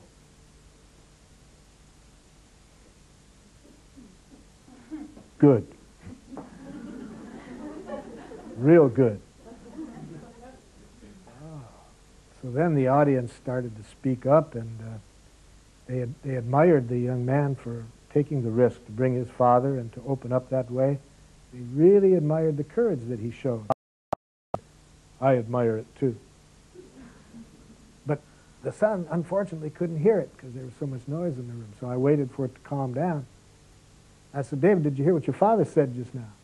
Did you say something, Dad? What was it? I said, I heard him say, I admire you for doing it too. Did you say that, Dad? And then the two got up and embraced. And I've never seen a more beautiful sight than the mother's face, who was sitting in the front row, because she also came. She had wanted that, she said, more than anything in the world for 40 years, to see the two of them be able to connect in that way. But it does take some courage to open up and let the jackal know that we would like this, because, you know, it's very easy for the jackal to hear criticism, even though we're not expressing it. Jackal, you know, I'm really sad because I would like there to be a different quality in our communication. And I'd like to know, how do you feel when I say that? You got a lot of nerve criticizing me and saying I don't know how to communicate? Well, I'm sad if it came across that way, Jackal, because I was really not trying to say anything about you. I was trying to just communicate about my feelings and needs. I'd like to try again. I'm really feeling disappointed because I would like there to be a different quality of connection. Could you tell me what you heard this time? Now you're telling me that I disappointed you. Well, I'm grateful for you taking this time to understand me, Jackal. I really don't want you to hear that you are the cause of my feelings. I'm not trying to put a guilt trip on you and say you disappoint me or you have to do something about it. But I would just like a connection for you to hear my feelings and needs. I'm feeling frustrated because I would like there to be a different quality of connection between us. Could you tell me that back, please? You feel disappointed. Yeah. Because now you can see smoke coming out of the jackal's ears, you see. This is not easy to shift and not hear any criticism and not hear a guilt trip, but just to keep your attention on the other person. You're disappointed because you would like there to be a different quality of connection between us. I'm grateful to you for hearing that, Jackal. I'd like you to tell me now if you still hear criticism in that. No, not that time. And I'd like now to know how you feel when I say that, Jackal. It's difficult. See, jackals love statements that start with it or that, you see. Notice how little you give of yourself when you say it's difficult or that's difficult. But the giraffe knows the jackal's trying, so the giraffe's going to loan the giraffe ears and hear the feelings even when they're not expressed. No, it's difficult. So are you worried that you won't be able to do it? Yeah, and that you'll get impatient with me. So you're worried and you need some reassurance that I don't have like a time limit of when I want this. That's right. Yeah, well, I'm really glad I can go at any pace that's comfortable, Jackal. It's just important to me to have heard that you really want this too. Yep.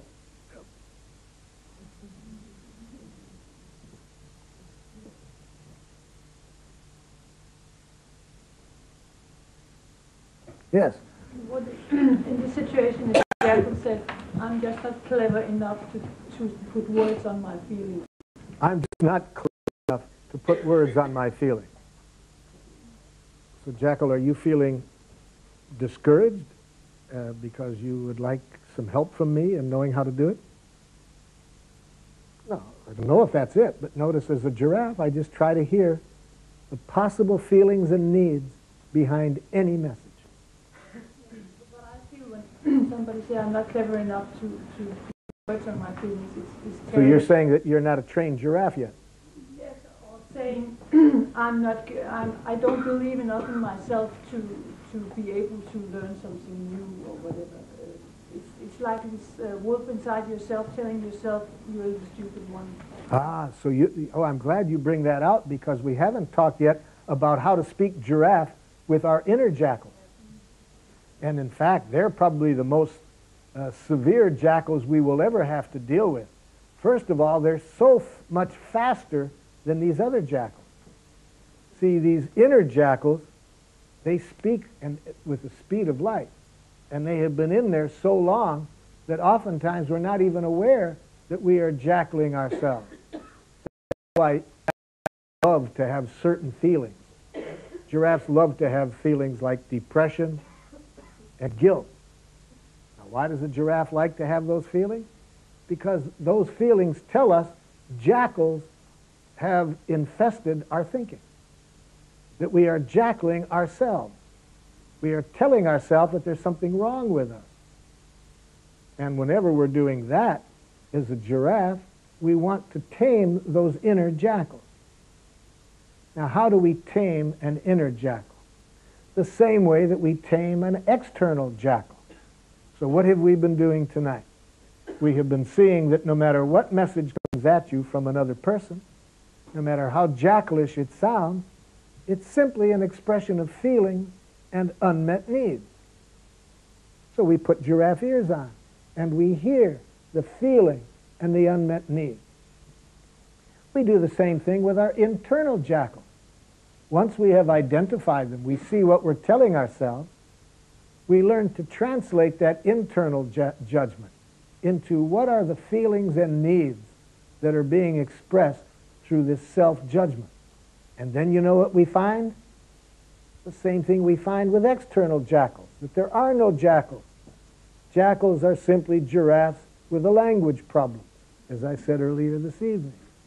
Likewise, these internal messages that keep eating out our soul and our morale, if we really hear the life energy being expressed behind that message, we find out that it's a very loving message. We don't feel bad about ourselves at all. Let me show you how that works. I was doing some work in a workshop like this one evening on a relationship with a woman and her husband, and another woman who was watching, she just went like this. And I could tell from the look on her face she was having a serious case of internal jackal. And I said to her, what, could you mind sharing what's going on in you? Oh, she says, I see now why I had the divorce that I did. I was been blaming the husband, but now I see it was really my fault. Well, see, now we know that she is beset with jackals because she has that word fault in her consciousness, you see. When we think in a jackal way, there always has to be fault, blame. So I said, I'd really like to show you how to translate your inner jackal into giraffe. She says, I'd like to too. I just feel terrible feeling so bad about either angry at him or guilty about my role in it. So, when you say it was all your fault, you should have known better how to communicate. What is the feeling and need behind that? Well, I should have behaved differently. Now that's a should. That's still an internal jackal. What is that jackal, that internal jackal saying when it says you should have behaved differently? Well, I'm sad, yeah. Because I should have, nope, stop. Not should have, what would you have liked? I really would have liked to have known then what I'm learning today. And how do you feel when you say that? Different. Yeah, because now you're in touch with the life energy behind your message. You're really hearing what you feel and need. You're sad. You would have liked to have known this then. But notice how different that is than thinking there's something wrong with you, that you should have known better. Notice that when we're in touch with our feelings and needs, that motivates us to do something about the needs. But when all that goes on in our head is should have, and what's wrong with you, that doesn't help us learn from the situation. That doesn't mobilize us to change. We just can keep beating ourselves up for years until we tame those inner jackals, which always means to get connected to the life energy behind them.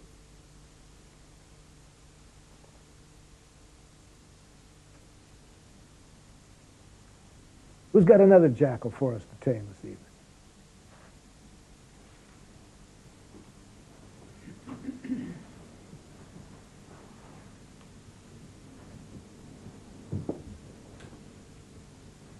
Then let me show you another part of giraffe. Let me show you how to say and hear thank you in giraffe. If you have these ears on, I predict that on about your second or third day that you have these ears on, it'll occur to you what all of a sudden hit me one day. That human beings are only saying at any time one of two things. That's all human beings are. Can you guess what these two things are that human beings are saying? Please and thank you. That's all I'm convinced that human beings are ever communicating. Now, certainly jackal-speaking people say please in a funny way. Like here is a jackal-speaking person saying please. The problem with you is, what a tragic way of saying please, that when somebody's behaving in a way that is not in harmony with your needs, instead of having a language that helps to clearly communicate what's going on inside in a way that stimulates compassion, cooperation, how tragic to be taught to say please in the form of judgment and criticism. Because unless the person that you're saying it to has these ears, they don't hear the pleas. They don't hear the pain. They don't hear the unmet needs. They hear it as an attack and then attack back, and we all know where that goes. So tonight we have been focusing largely on this message, how to say please in giraffe, because I started this off saying I asked you to think of a jackal who was behaving in a way that you weren't happy with. But now let's look at the other message, how to say and hear thank you in giraffe. First, let's see how a jackal says thank you. You did a very good job. You are a very kind person. Can you see why that's jackal? Why is that jackal? Yeah. It's a judgment, exactly.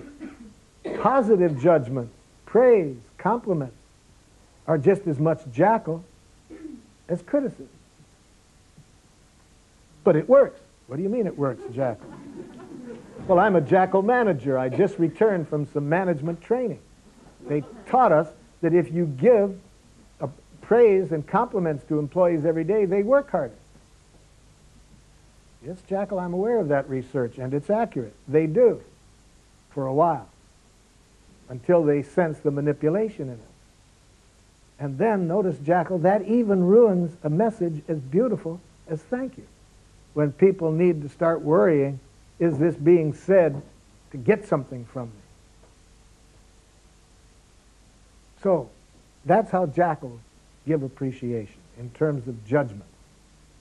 But notice that whenever we use a positive judgment, we bring into our consciousness the negative. The two always go together. If you think there's such a thing as a kind person, then you think there's such a thing as an unkind person. If you think there's such a thing as a normal person, then you think there's such a thing as an abnormal person. So you fill your consciousness with judgment.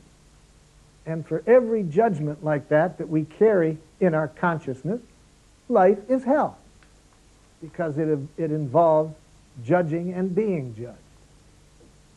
But as giraffes, I hope by now I have convinced you that all judgments are simply tragic expressions of need, value. We can be more honest by saying I would like than by saying to the other person, you're wrong. That's inappropriate. So, how does a giraffe say thank you? First of all, the giraffe only says thank you when the motives are to celebrate. There's no attempt to get something back from the other person. Now, what do we do to say the appreciation in giraffe? We say three things. We want to make three things very clear to the other person. These three things. Almost the same as the thank you, but it's a little different because now what we are observing is something that the person has done that is making life more wonderful for us. Whereas when we say please, what we are telling the person is something they're doing that is detracting from our enjoyment of life. So we start with a clear observation, and now we express a feeling, but now it's going to be a pleasureful feeling. Whereas when we say please, we're expressing painful kinds of feelings. And third, now we're going to tell what need of ours has been fulfilled by the other person's action. Whereas when we say please, we say what need of ours has not been fulfilled. Let me give you an example of what this sounds like. I was in Geneva, Switzerland, and at the end of a workshop, a woman comes up to me and she says, "You're brilliant." I said, "It doesn't help." She says, "What do you mean?" I said, "I have been called a lot of names in my life. I've never learned by being told what I am. I'm guessing you want to give me an appreciation." She said, "Yeah, and I'd like to receive it. But I'm not getting the information that I need to really enjoy your thank you." "Well, what do you want me to tell you?" "Well, rather than you telling me what I am, could you tell me what I've done that's made life more wonderful for you?" "Oh, you're so intelligent." Doesn't help. Doesn't help. That's still an analysis. I really need to know, what did I do? Now that was not easy for this woman to do, because she was a jackal-speaking person. But she thanked me afterwards for pushing her on this, because she better appreciated her own appreciation when she really did get clear what it was that she was appreciating. It turned out that it was two things I had said. She had written them down in a notebook. She had underlined them and put a star by it. So already, just being real clear about what I had done, that she would observe, already I got more out of the appreciation than the vague judgment, you're brilliant or you're so intelligent. Now, I said to the woman, now that I see what behavior on my part you're reacting to, I'd like to know, how do you feel about my having said that? She said, I feel so relieved and hopeful. Oh, yeah, I hear feelings in those two words. Now I knew what she was feeling. And third, I said, and what need of yours was fulfilled by my having said that? She said, I have this 18-year-old son that I've never been able to communicate with. And I have just been desperately searching for any kind of direction that would help me connect with him. And those two things you said gave me the direction I've been needing. Well, now I could feel wonderful about her appreciation, because I could see the three things that I need to see, that I think anybody needs to see to really benefit by an appreciation. To clearly see what we have done that has enriched another person's life. To get some consciousness of what feelings are going on in that person as a result of it. To see clearly what needs have been fulfilled through our actions. Now, of course, it's easy to be a lazy giraffe. How does a lazy giraffe say thank you?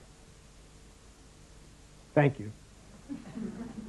Of course, in the course of a day's time, we may choose as a giraffe to be a lazy giraffe much of the time, to just say thank you for this or that. But giraffes want to have the ability for those things which really have touched us as people, that we really feel deeply about, that other people often don't really understand how much they have given to us. Then is when we might want to express the appreciation in this more classical giraffe way. Now, how does a giraffe and a jackal receive appreciation? Here again we see some radical differences.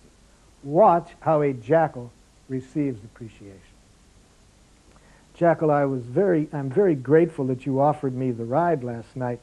I was really wanting to get home quickly because I wasn't feeling very well. Ah, it's nothing. See, jackals always have to deny that there's anything of value within them. So they can't stand to hear appreciation. If you really want to make a jackal squirm, show it some love or appreciation. Why would a jackal get so nervous being shown appreciation? Incidentally, my favorite jackal of all, they almost all communicate the same way, like in French, de rien, or in Spanish, nada. My favorite is Swedish, ash. But they all say the same message. Ah, I don't want to hear it. I don't want to hear it. You know why? Because jackals have an idea in their head which is at the base of much of their misery. Jackals believe that you deserve things. See, you either deserve to be rewarded or you deserve to be punished. So if you say that you've appreciated something they've done, they wonder whether they deserved it. You see how tragic to spend time thinking about whether you deserve it or not. Now, where that concept of deserve really gets devastating is when we start to believe that we're smart enough to know who deserves to be punished for what they've done. But the opposite is also painful, to believe they deserve to be rewarded. See, that's because jackals don't have a concept of giving and receiving. In the jackal mind, everything has to be bought and sold. That means you have to decide what's worth what. So right away, they get something appreciative said to them, and they wonder, did I deserve that? Or, now what do I have to do to earn that? Or what's this person trying to get from me? How sad to live in such a world where you just can't enjoy the appreciation. By contrast, A giraffe knows you receive the appreciation the same as you receive any message, with empathy. You just hear these three things. You just hear what you've done, how the other person feels, how their needs have been fulfilled. You don't necessarily have to say anything, but you show in your eyes that you took it in and were nurtured by the appreciation. So, anybody have any questions about how to say or hear thank you in giraffe? Would somebody like to practice expressing giraffe to somebody in your family or somebody in your workplace that has done something and you haven't expressed an appreciation to them yet?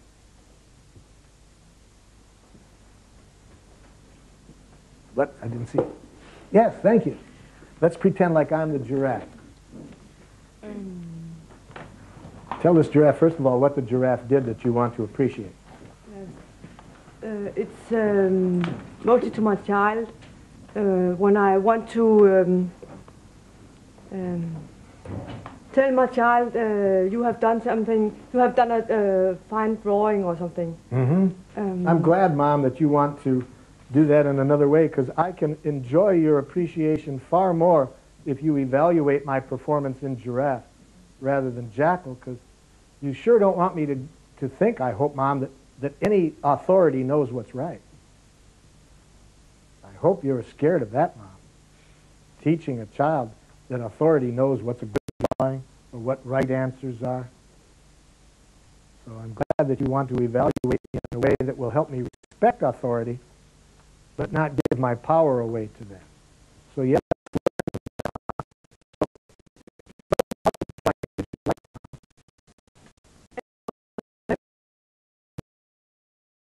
judgment. Can you be concrete? Was it the colors? Was it the composition that you were reacting to? Was it just what was it about the drawing that you observed that was in harmony with your values? I think more the act. Just that I did. Yes. Just that is what we want to get clear, Mom. So just the fact that I initiated and did this drawing for you, that's what you want to appreciate, Mom. So how did you feel when I initiated this drawing? Well, I was glad that you had a good time. So you were glad because you wanted me to enjoy myself? Yes.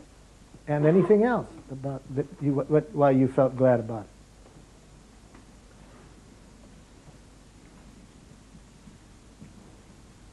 You weren't touched because you wanted me to be thinking of you and to...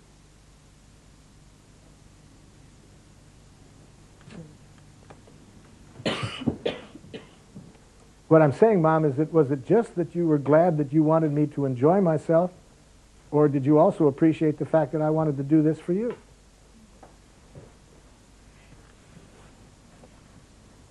Yes.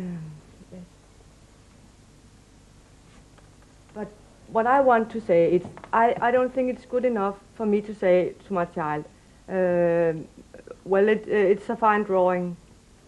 But see, we wouldn't say a fine drawing to anybody No, because as a giraffe, we don't think there is such a thing. But I do it all the time.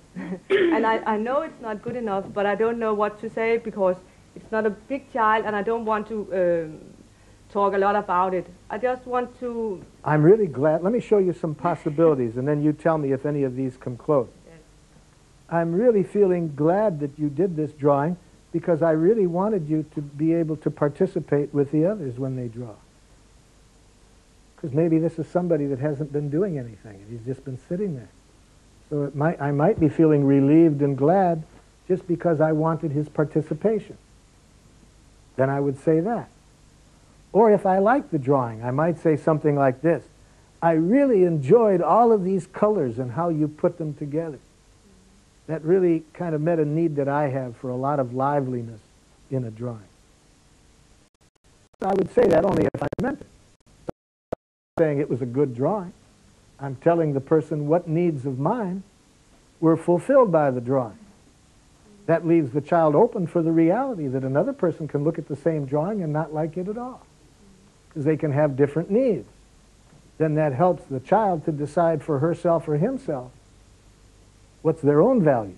So I let them benefit from my expertise, But I only express my appreciation in terms of my feelings and needs, not using words that imply I know what's fine, what's good, and so forth. Like when I work with teachers at the university, it's very hard for me to get teachers to hear the difference between I like what you did. You know what they'll hear? I liked what you just did. Can you tell me what you heard? I got it right. Hold it, Jackal, I didn't say that. What did you say? I said, I like it. No, I got it right. No. I said, I like it. Oh, you like it? Yeah, and I hope you can hear a difference between that. Very hard, you see, after 14 years, to get people to hear you as a human being when they have been trained to give authority the power to define what's right and what you have to do. But I'm very motivated to do that because I'm aware of the consequences of teaching people to give that authority, to give that power to authority. Such people, when they give all their power to authority and become obedient to authority, that's when I think we have the kind of violence in the world, not created by people who know how to be in touch with their own values, but people who've been trained from birth on to believe that somebody with a title knows what's right. And they don't learn to use their own valuing system to help them decide for themselves what will serve life the best. So what else can I say about giraffe in the time remaining? Yes? I feel a bit confused because each time you say I'm disappointed, I hear it with jackal ears. Yeah. So we would have to do some practice with, like I do with my students, so that you could just hear, I'm disappointed because I would have liked to have had more color in it. Can you tell me what you heard? That it was a poor drawing. Now let's try again, Jackal. I just want you to hear my feelings and needs. I feel disappointed. I would have liked to have had more color. I'm sorry, I didn't want to disappoint you. Hold it, Jackal. I didn't say you disappointed me. You can't disappoint me, Jackal. You can't hurt me or disappoint me or make me angry. What? No. I'm responsible for my own feelings, Jackal. I would like you to hear them. I don't want you to take responsibility for it. So I'm disappointed. I would have liked more color. So you're disappointed, yeah, because I did a bad job. No, not quite, Jackal. What are my needs? You would have liked more color. Thank you, Jackal. That's just what I need, is just for you to hear that. So that means I have to change the drawing. I would hope you don't hear my needs as a demand, Jackal. I hope you just hear it as my values. Now I'd like to know, what do you feel? What do you need? You know, I went to school for 21 years. I can't recall any teacher ever asking me those two questions. What do you feel? What do you need? It wasn't necessary to get a doctor's degree in psychology to know what I was feeling or what I was needing. I remember for the first time when I went to and presented Giraffe to a group of my colleagues to suggest that I was so disappointed with the way I was taught to think as a professional, and how now I was trying to bring my own feelings and needs into my counseling, not analyzing what's wrong with the other person, but to try to express my feelings and needs. And I was explaining how much more the people coming to see me seemed to benefit by that. So one woman psychiatrist got very upset, and she said, Dr. Rosenberg, don't you see what you're doing? You're allowing your narcissism to interfere with your ability as a psychotherapist. A gentleman rises in my defense and says to her, don't you see what you're doing? You're projecting your narcissism onto this man. Those are the healers in a jackal society. Scary?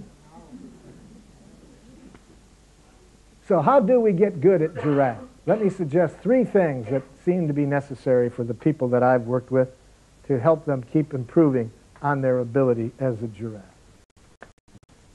The first, and for me, is real consciousness daily about our own values. That is, how do we want to live? Unless we are highly conscious of that, unless we answer that question for ourselves, then we're likely to get easily swept along in whatever game the culture around us is playing. So each day, for myself, it's very important for me to start each day raising my consciousness about how do I want to live? How do I want to manifest that in my moment-by-moment encounters with other people? So the more time people take each day to begin with a consciousness of how they want to be, I find that that's probably the single most thing in helping them become better giraffe speakers. Second, after consciousness about our values. Second, practice, practice, practice. And this means, again, learning when we're not able to do it. When we're not able to speak giraffe, we catch ourselves turning into a jackal, make a note of it, and when we have some peace and quiet later on in the day, use it as an exercise to ask ourselves, now what was this other person feeling and needing that I wasn't able to hear at the time? How could I have expressed my own feelings and needs in a more open, vulnerable way than I did? In this way, every error that we make becomes a learning opportunity. And the third thing that helps immensely in becoming a better giraffe speaker is to be a member in a giraffe community. And by that I mean a group of people who share the same values and who also want to learn how to communicate in a way that makes it possible for us to manifest these values. In areas where I go, where I see people forming such supportive communities, it's amazing how well they teach each other giraffe. Also, we need to work on nonverbal messages. Silence probably freaks out more baby giraffes than anything else. Jackals use silence as a very vicious message when they know that other people project all kinds of things onto the silence. So we need to learn how to put on giraffe ears when other people are silent. One time I was in a very professional setting working with some managers in a department in a large corporation where feelings aren't usually expressed. And I can't remember what I got so emotional about, but I got very emotional. I even started to cry. And then I looked up and I saw the most horrible jackal message I could ever imagine. The boss of this organization gave me this nonverbal message.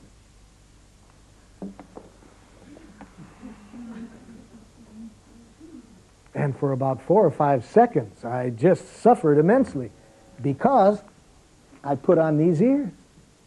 And because of that nonverbal message, you know what I started to think for a few moments? Uh-oh, what's wrong with me for crying? See, I went from his message, nonverbal message, immediately to what's wrong with me. But my terrible feelings told me what I had on there, and I quick shifted. And I put on my giraffe ears. And I looked at him and said, are you feeling disgusted because you'd like somebody more in control of his feelings to be running this meeting? Now, if he had said yes, what's wrong with that? It doesn't say anything about me. That's just telling me about his feelings and his values. But he didn't say yes. He said, no, no. I was just thinking how my wife wishes I could cry. And then to my total surprise, he starts to open up and he confides in the group that he was in the middle of a divorce process at that moment. And he says, my wife says it's like living with stone to be around me. So what he was feeling was sadness. Sadness because he really wanted to have more access to his feelings. But if I hadn't put on these ears, I could have left that situation thinking there was something wrong with me.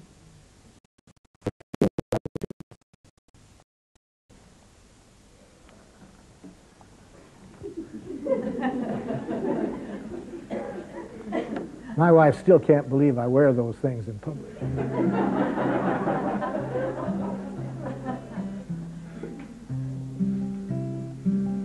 Notice when we speak giraffe and we have those silly-looking things on. Moment by moment, our consciousness is on the green area there, the green representing life. With giraffe ears and a giraffe tongue, we're only focusing our attention on life, the quality of life in us, the quality of life in others. We're only focused on what can be done to make life richer for one another. Why would human beings ever want to have the focus of their attention in any other place than on life and opportunities to enrich life? reach out to life, like leaves to sun, like plants to rain, like birds to grain. Reach out to life. So many times, in so many ways, we're afraid to give, afraid to live. So many times. Now let's celebrate the joys of life. Each little breath from birth to death. Let's celebrate. Reach out to life, like leaves to sun, like plants to rain, like birds to grain. Reach out to life.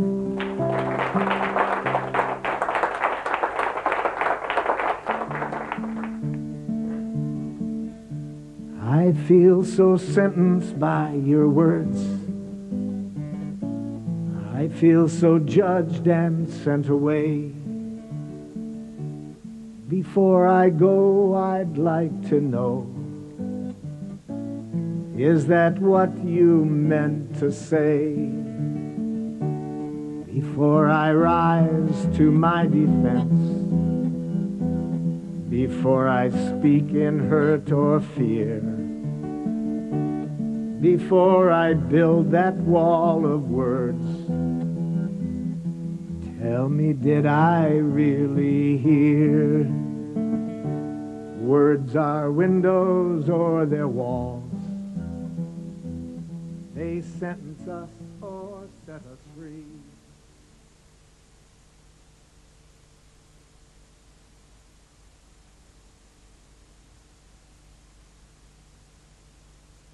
At the time that this song was written, I didn't know how to receive that I could matter a lot to a person without starting to get nervous about it. So this song helped a lot. It's a song called When I Come Gently. When I come gently to you, I want you to see. Not to get myself from you, it's just to give you me. I know that you can't give me me, no matter what you do. And all I ever want from you is you. I know your fear of fences, your pain from prison's past. I'm not the first to sense it, and likely not the last.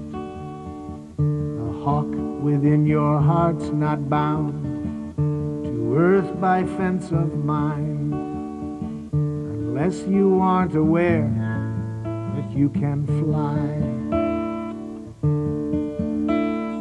When I come gently to you, I want you to know I come not to trespass your space. I want to touch and grow. And when your space and my space meet, each is not less but more. We make our space that wasn't space before. When I come gently to you, I want you to see. It's not to get myself from you, it's just to give you me. I know that you can't give me me, no matter what you do. And all I ever want from you is you.